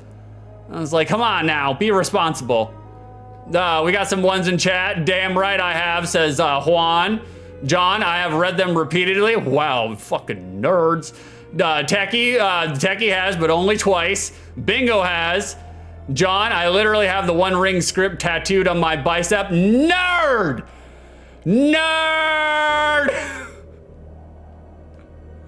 No, I appreciate that you guys like it. I've never tried to read it. Like, I know Tolkien has a very, let's just say, Faulkner-esque approach to his writing environments, you know? Like, which makes sense. I mean, a lot of it was, what, based on World War I battlegrounds, you know? Because, like, wasn't Tolkien a photographer, you know, for World War I? So, like, he saw a lot. He saw a lot out there. Like, by all means. Boys, I don't know if we're gonna make it to the Shire. Or make it back to the Shire. We're sitting at 5 out of 9. Okay, who is this? Who is this? Pippin! Thank you, Frodo. I feel much better now. I think I would like to join you on your quest. Okay, come on in, Pippin. We got Pippin, boys. Hell yeah. We got the weird Sega console. I love it. Okay, cool. We can just knock down the wolves and just keep on stabbing. Okay, right off the top, you can see right away the combat sucks. We do not have good combat on board, boys. It is delayed, and this wolf is fucking us up now. There is a considerable, significant delay in the means, in the process in which you press the button, and in the process in which Frodo over here jigs with his prison shank. There's a big old delay there, but we'll keep it going. Carrison, Pippin is my favorite. 6 bits for Pippin. Can we get 6 bits for Pippin in Pippin's chat? That's me, I'm Pippin. Like, you can tell, I wear the blue hoodie every Sunday on the Bro Down. It looks just like me, actually. Like, Juan, I like how Pippin is always smoking weed. It reminds me of, we got there in the end, boys. We're on the same page. We're split from the same atom. I think I've explored everything that I can here, you know? Like, I didn't see any glasses. Hopefully it's not like some really insignificant tile that you can't ascertain whether it's glasses or, you know, an assemblage of rocks and rubble. I hope that's not the case, but we'll find out. I didn't see any glasses anywhere though. All right, let's just bring Pippin back. Let's tell Sam, you're on your own, brother. Find your own fucking glasses. I don't know where they are. Hopefully, I don't know, maybe Sam finds them in the interim. Maybe we have to bring Pippin back to get Sam to find them. You never know with fetch quests, you know? Milo, you are lucky to survive the wolves. If you are injured, some of the shrooms in the nearby caves have healing powers. Okay. I'll get down with some shrooms. I'm not saying, I'm just saying. Oh, okay. Okay, we're still lost the glasses. All right. Jesus. Juan, I'd love to write the book of Lord of the Rings, the game. Quote, and then Frodo killed a wolf with a sword, and then Frodo killed another wolf with a sword. They're keeping it at a level where everybody can understand, you know? Like, John, we got a door ticket? John, I took a picture of a chart I made of all the times Frodo almost succumbs to the ring. It's my favorite Frodo-graph.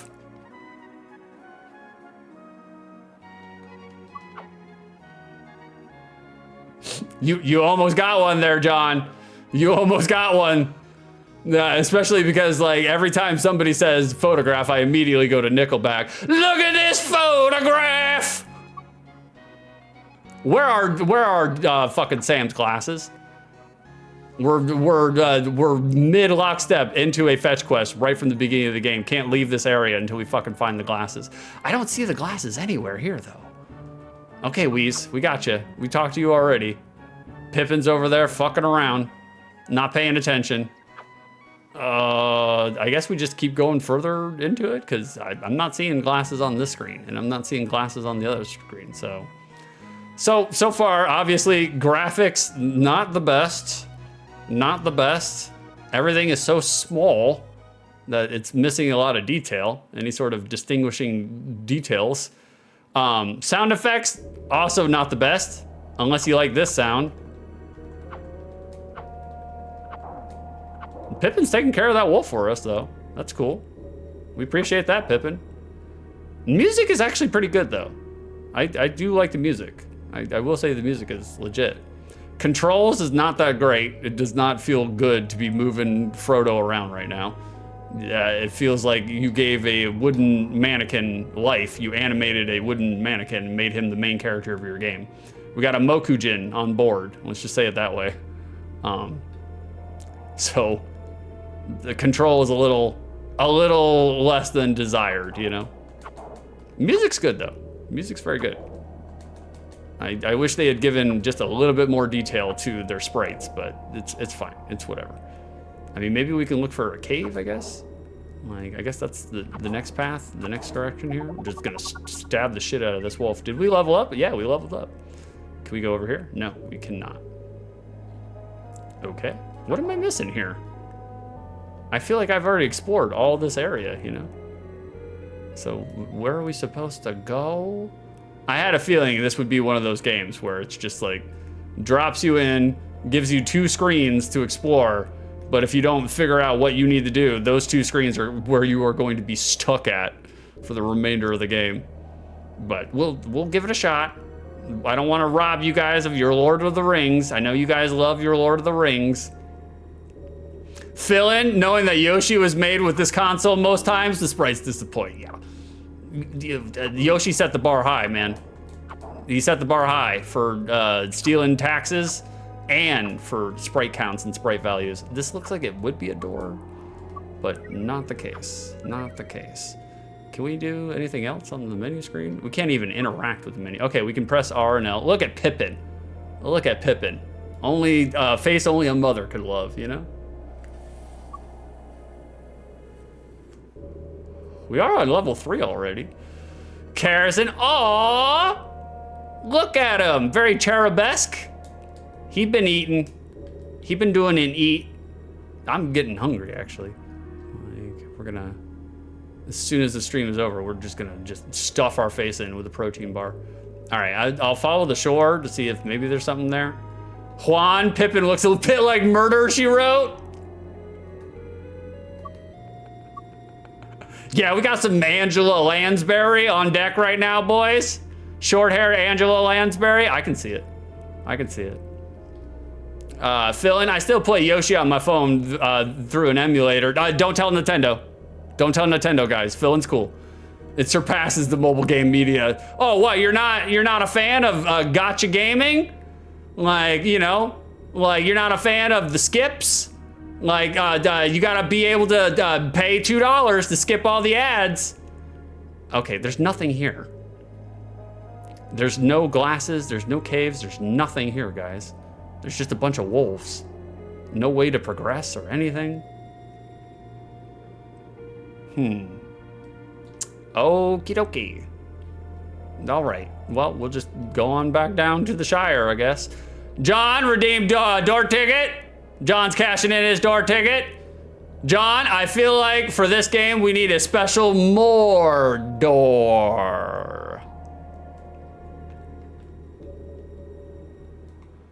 No door for you. Unless we could. I mean, if we had a special Mordor, that would be, you know, if I was a serious streamer, I would have, you know, thrown a special Mordor. Oh, we can go to the left. I'm sorry. It was my fault. I should have taken into account that you can actually go to the left. All right. Oh, we're back to spooky music. Back to the spooky cauldron music. Okay. We're lurching away over the witch's cauldron, making a brew. Does this go anywhere? It does not. Pippin, where the fuck are you going? Are you leading me to a cave? Were you telling me there's a cave here? Oh, okay. All right. The computer was legit. Told me where a cave was. I mean, everything. Oh, no. Oh, no. What is this? What is this? How do we interact with this? I found a map! Map A, entrance 4. Okay. Okay. Carson, Pippin helps. He is helping. I mean, he was stabbing wolves. Oh no, something's eating us in the dark, boys. Something's eating us at the dark. They look like bats. We're moving forward. Okay, we got the flames. What do we do here? Not a goddamn thing. All right, wonderful. Love it. Fill in, we got a door ticket, fill in. With the forest they live in, they must all have some door. No door for you, fill in. Try again. Try harder. Oh, what are we doing here? What is all this? We saw the screenshots. Some odor. Oh, I'm sorry, brother. I fucked up your joke. That was my fault. Like the scent. That was okay. That was good, actually. That was good. I didn't mean to fuck up your joke. At any point in time, the streamer can completely kibosh it, you know? No door for you. Okay, this sucks, guys. We're moving out. We're getting out of here. We're getting out of here. Did Harrison like that? I did too. Once I realized what it was, it was the street. Phil, it's okay. We all make mistakes. Some of us more than others, you know. That was good, Phil.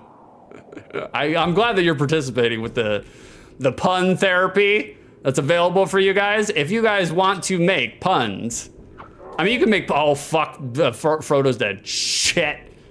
We fell apart into a bag of skeleton bones. What happens when we game over? You have failed your quest and allowed the ring to fall into the hands of Sora, and now you must gather your courage and try again. What the fuck is that password? Are you guys seeing that shit?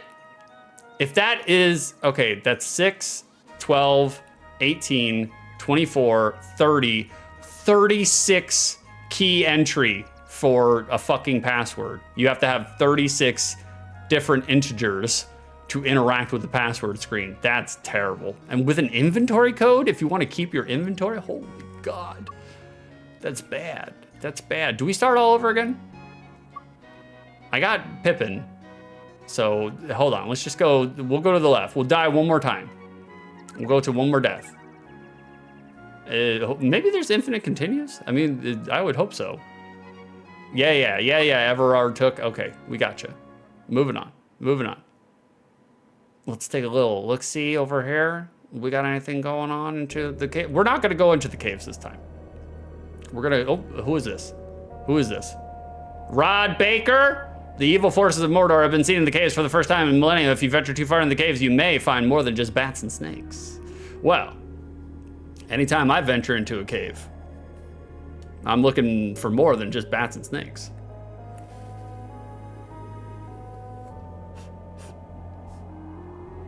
The Growler. You know what I'm saying, boys? We're always on the hunt for the Growler. One in particular. Okay, there's another cave over here. It looks like it's gonna force our hand to go into some caves. That's fine. But we'll just take a quick surveying jaunt and see what else we got here on the screen, which is not a whole bunch and not a whole bunch. Oh Lord, this is bigger than in the route in which, and the speed, Henry Jones. The caves are very dark. If you must go in there, try to stay near the fire pits. It is much safer in the light. Yeah, I found that out, brother. I definitely found that out. I was turned into skeleton bones. Okay, can we go over here? No, we can't. Okay, we can continue going down. Jesus Christ. How far down south do we go? Do we have any other enemies other than bats and wolves? All right, take the dog out. Okay, we're pretty powerful now. Killing them in one shot. So, I mean, that's nice. We got another cave right there. Taking them down. Take them down, Frodo. Skin on skin Hawaiian justice, as only Frodo can dispense. All right, we're leaving Pippin behind. He's gonna get stuck. I wonder if the AI has pathfinding. I wonder if the AI will come and find us, or if he's just stuck there now. Brother, I'm trying to talk to you. Rod Baker, you're the same guy. Okay. All right, Rod, we got it. Nope, Pippin found his way out. Okay, good. Like, Juan, most of the Lord of the Rings book is about Frodo fighting bats and wolves, to be fair. Really? We got a snack? Oh, that snack died real fucking quick. Look at that. Just took him out. One little stabby stab. No snakes on my plains. Oh, here we go. We got something. Oh, taking Pippin out. I found a dagger. We don't need the old dagger now. Okay. That really takes the wind out of your sails when you find, oh, we got the ring. When you find a weapon and the game immediately lets you know that we don't need it right now. It's like, well, shit, man, I wanted to use it. That's fine. Fill in and many ugly things, without a doubt. I remember the spiders, the spider mama, like the spider cave. I can't remember the name of the spider though. Like, I remember that part, but okay, we're gonna have to go to caves. Shit. John! We got a door ticket? I'm planning a Lord of the Rings marathon, but I'm not sure I can run 26 miles in a Gandalf costume.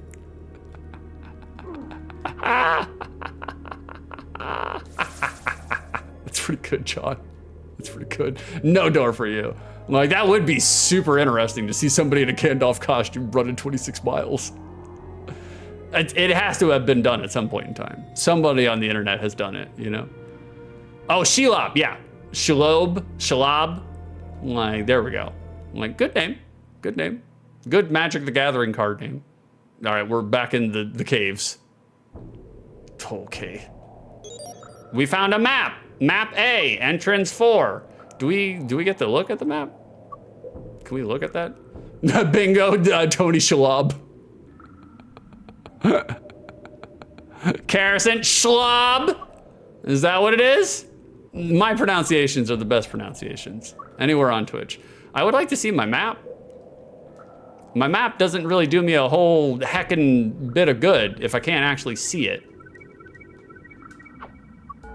You do not have an item equipped. Well, I'm trying to fix that problem, but I guess not. Fill in, by the way, the spider has the most screen time of any female thing. I mean, that makes sense too. You know, given the time.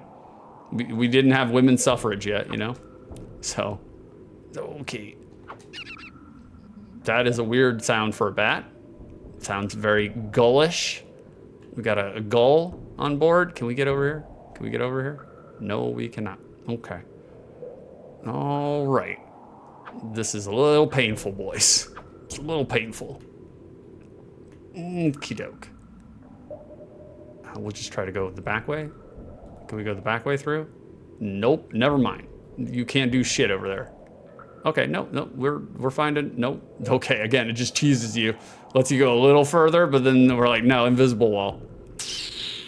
No bueno. No bueno. Boys, I am more or less hating this right now. This is not so great. It's not so great. I'll keep going until I get a game over though. I'll get a game over and then we're gonna rip cord right the fuck out of this game. Like, okay. Is this what you guys always thought it was? Did you guys, has anybody ever, you Lord of the Ring nerds, have you guys ever played this game? And after you've seen it, will you ever play it ever again? That's the real question. Oh, okay, we got an orc man. Get him. Get him, Pippin. Get his ass. Okay, we got a satchel. I found a fern. We got a fern, boys. Magic fern. What does magic fern do? Okay, I selected it, but all right. We have a magic fern. But you have Pippin. He's doing a heavy carry right now, that's for sure. Juan, even more than Gladriel and Arwen.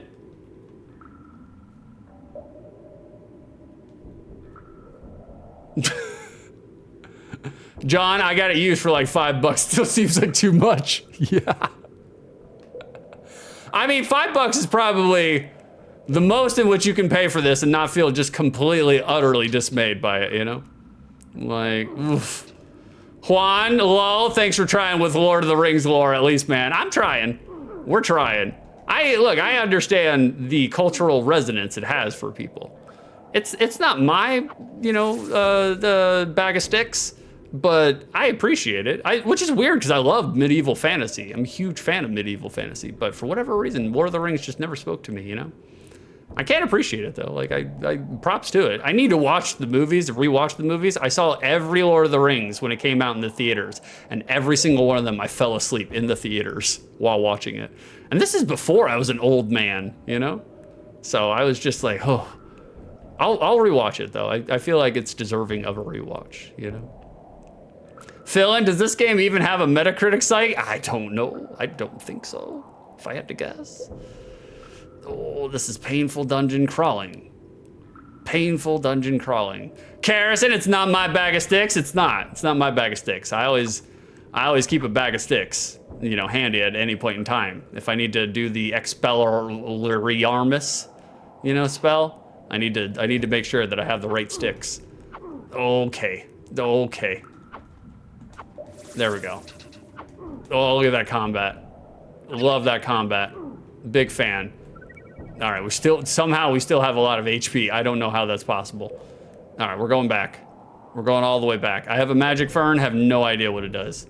Zero idea. We're going up this way. Oof. Oof. This part is a little painful. All right, we're back at the orc. We just did a circle. Yep, we did a circle. Get him. Kill Pippin.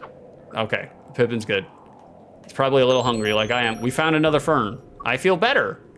Does that like automatically like restore my life? Yeah, it seems like it does. Okay, that's cool. Fill-in, can Pippin die? He certainly can. This game does experience permadeath. So if any of your characters that are traveling with you, if they die, they're dead for the rest of the game, which seems like a horrible mechanic. Fill-in, great.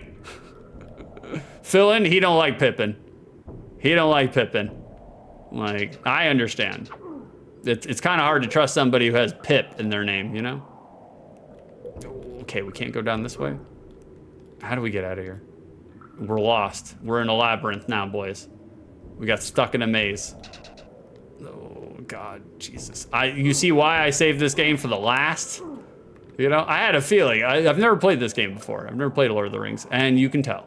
I saved it for the end because I had a feeling stinky games, they tend to suck all the air out of the room. And so just in what I've learned from OTL is if you know, or if you may, you know, have a premonition that a game may or may not be a good one, you stick that at the end of the list so as to not completely, we found the same map. I don't understand, we haven't been able to use anything with the map. So as to not, you know, derail the momentum that a stream gets. So that's why we put it at the end. We've learned our lesson, boys. Fill-in, I actually really like Pippin. It's being permadeath actually makes you care more for him. That's true too. I mean, I like the fact that there are permadeath in games. I would want the game's in-game combat to be something in which you can prevail. In this one, it's like, if Pippin dies, it's like, well, you know, he kind of deserved to. Look what we're up against, you know? We have killed 4 different enemies, though, so that's good. Okay. At least they don't sit here and make you wail away at them. It's 1 death kills now because we've leveled up Frodo. Pippin, where did Pippin go? Did Pippin die? Is Pippin dead now? Uh-oh. Uh-oh. You guys heard that death scream, right? I think Pippin's gone. We hardly knew ye. Oh, wait, no, is that him? No. Fill-in, fuck! We hardly knew ye. Pippin's dead now. That's unfortunate. Is this the same mine?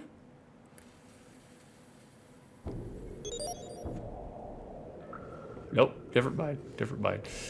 Map A, entrance 1. Fill-in, speak of the devil. I spoke of him, and he appeared. Like, we summoned him.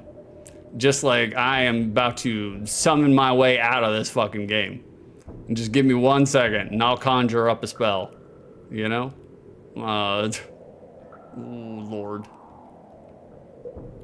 Okie dokie. All right, with bat room, got another bat room. Oh, Jesus H, Lord in heaven. Okie dokie. All right, okay. I'm using my wand. I'm waving my wand. The Abortimus Maximalis. Here we go. There we go. We're aborting. Fuck that game. I'm so sorry, chat. I'm so sorry. I'm sorry I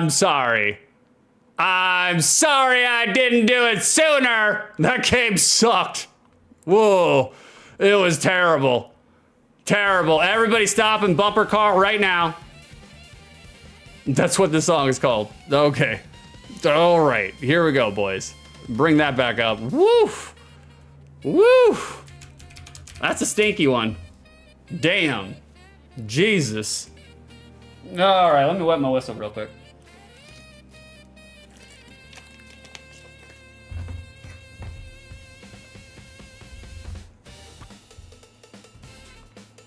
Oh, we got some cowbell in there. Love it when we get a little bit of cowbell in there. Big fan. Big fan.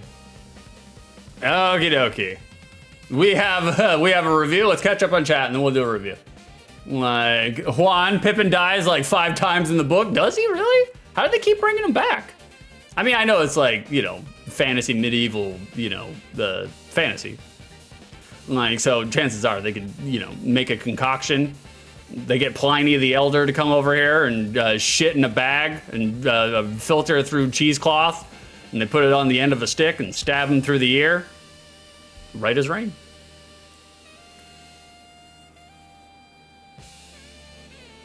Juan? Nah, he doesn't. I'm just playing for when I write Lord of the Rings, the game, the book. Phil, and don't worry, guys. He got bored and he went back to the Shire. That's what I did. That's what I did. Juan answering the review for us. 1 yes, 2 double yes. Okay, there we go.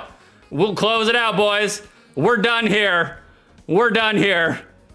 No, criteria number 1 for the unspecified amount of time which I played this game, was I entertained? No.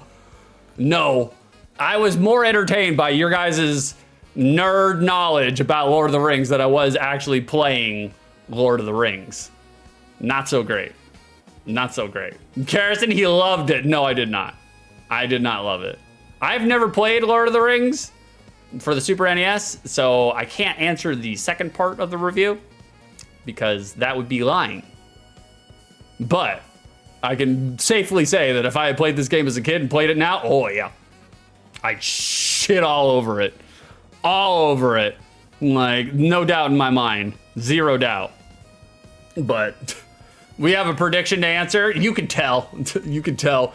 It's very easy to tell when I'm enjoying a game and when I'm not enjoying a game. It's right on my face. You guys can tell. Is The Lord of the Rings for the Super NES a good game, a mid game, or a bad game? If you voted bad, you're winning some channel points. 6,561 go to Frederick Dango and 3 others. Choke on them, boys. Choke on them. Always interact with the Peppercorn Casino. You too can be a winner. Even when the game is a game like that, you know? Even when the game is a game like that. Terrible. Terrible. So shitty. I'm glad Freddy got paid out though. Like, we have a lot of moderator bias, you know? We make sure to gear the games to our moderators and cheat everybody out of their points. I'm just kidding. We don't do that. The moderators have no insight on anything that I do. Nobody does. Including me. So, Cake, how we doing this morning, Cake? You got 29 peppercorns in your fanny pack? Well, Cake, you're old enough. It's time for you to ride the grinder.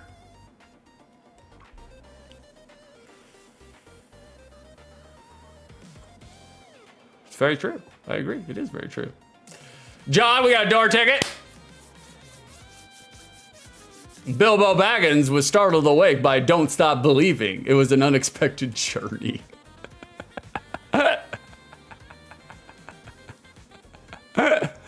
No door for you, John. Don't Stop Believing is like, it's one of those songs where it's like John Bon Jovi, Living on a Prayer, like everybody will start singing it. Like if you start singing it, you start humming the bars, people will just all around you just start singing it. Like, it's a great song. I list Don't Stop Believing higher than John Bon Jovi. Like, me personally. Me personally. Philin, it's my very first peppercorn. We'll chew it up wisely. Hot stuff. Come back for more. You know what I'm saying? Well, in case you guys don't know what I'm saying, let's throw out a raid. We're gonna throw out a raid. We're gonna go ahead and we're gonna raid. Let's give it to Zab. You guys want to go watch some Legos? We're just trying to spread it around. We're trying to spread it around. We'll give it to Zab. Like, bada bing. There he is. We'll continue the UK invasion and throw it to Zab. We'll see what he's doing, you know? Juan, good to see you, Six. Was nice to drop in, man. Not a problem, Juan. We love you here, Juan. Harrison, thank you for the 46 bits. Great stream, mister. Proud of you. Rec, thanks for the stream, homie. Philin, thanks for the stream, Six. Thank you guys. Arbor, Smelling kind of woodsy like an owl explosively shitting in a pine tree. Thank you for redeeming the rib machine. We appreciate that, Arbor. Like, when's volume 2? Never. They canceled it. They were just like, no, this game sucks. John, nice stream. Sorry I had meetings in the middle. Not a problem, John. You did great, brother. You fed the streamer. You were interacting. Like, you helped make the stream good, John. And you need to believe it. I don't lie to people. Like, I will rib them and do rib lies, but this is not a rib lie. This is the truth. John helped. Like, we appreciate our moderators, and we appreciate all of our friends here, especially a super mod like the hot stuff. Carrison, what's your name again? Carrison, what's your name again? I appreciate you, hot stuff. I know you were doing all the work behind the scenes, but I do appreciate all you guys hanging out with me this morning. It was an experiment, and it was a successful one. So I will see you Friday night, 7:30 p.m. Halloween. We're playing video games. Come on back.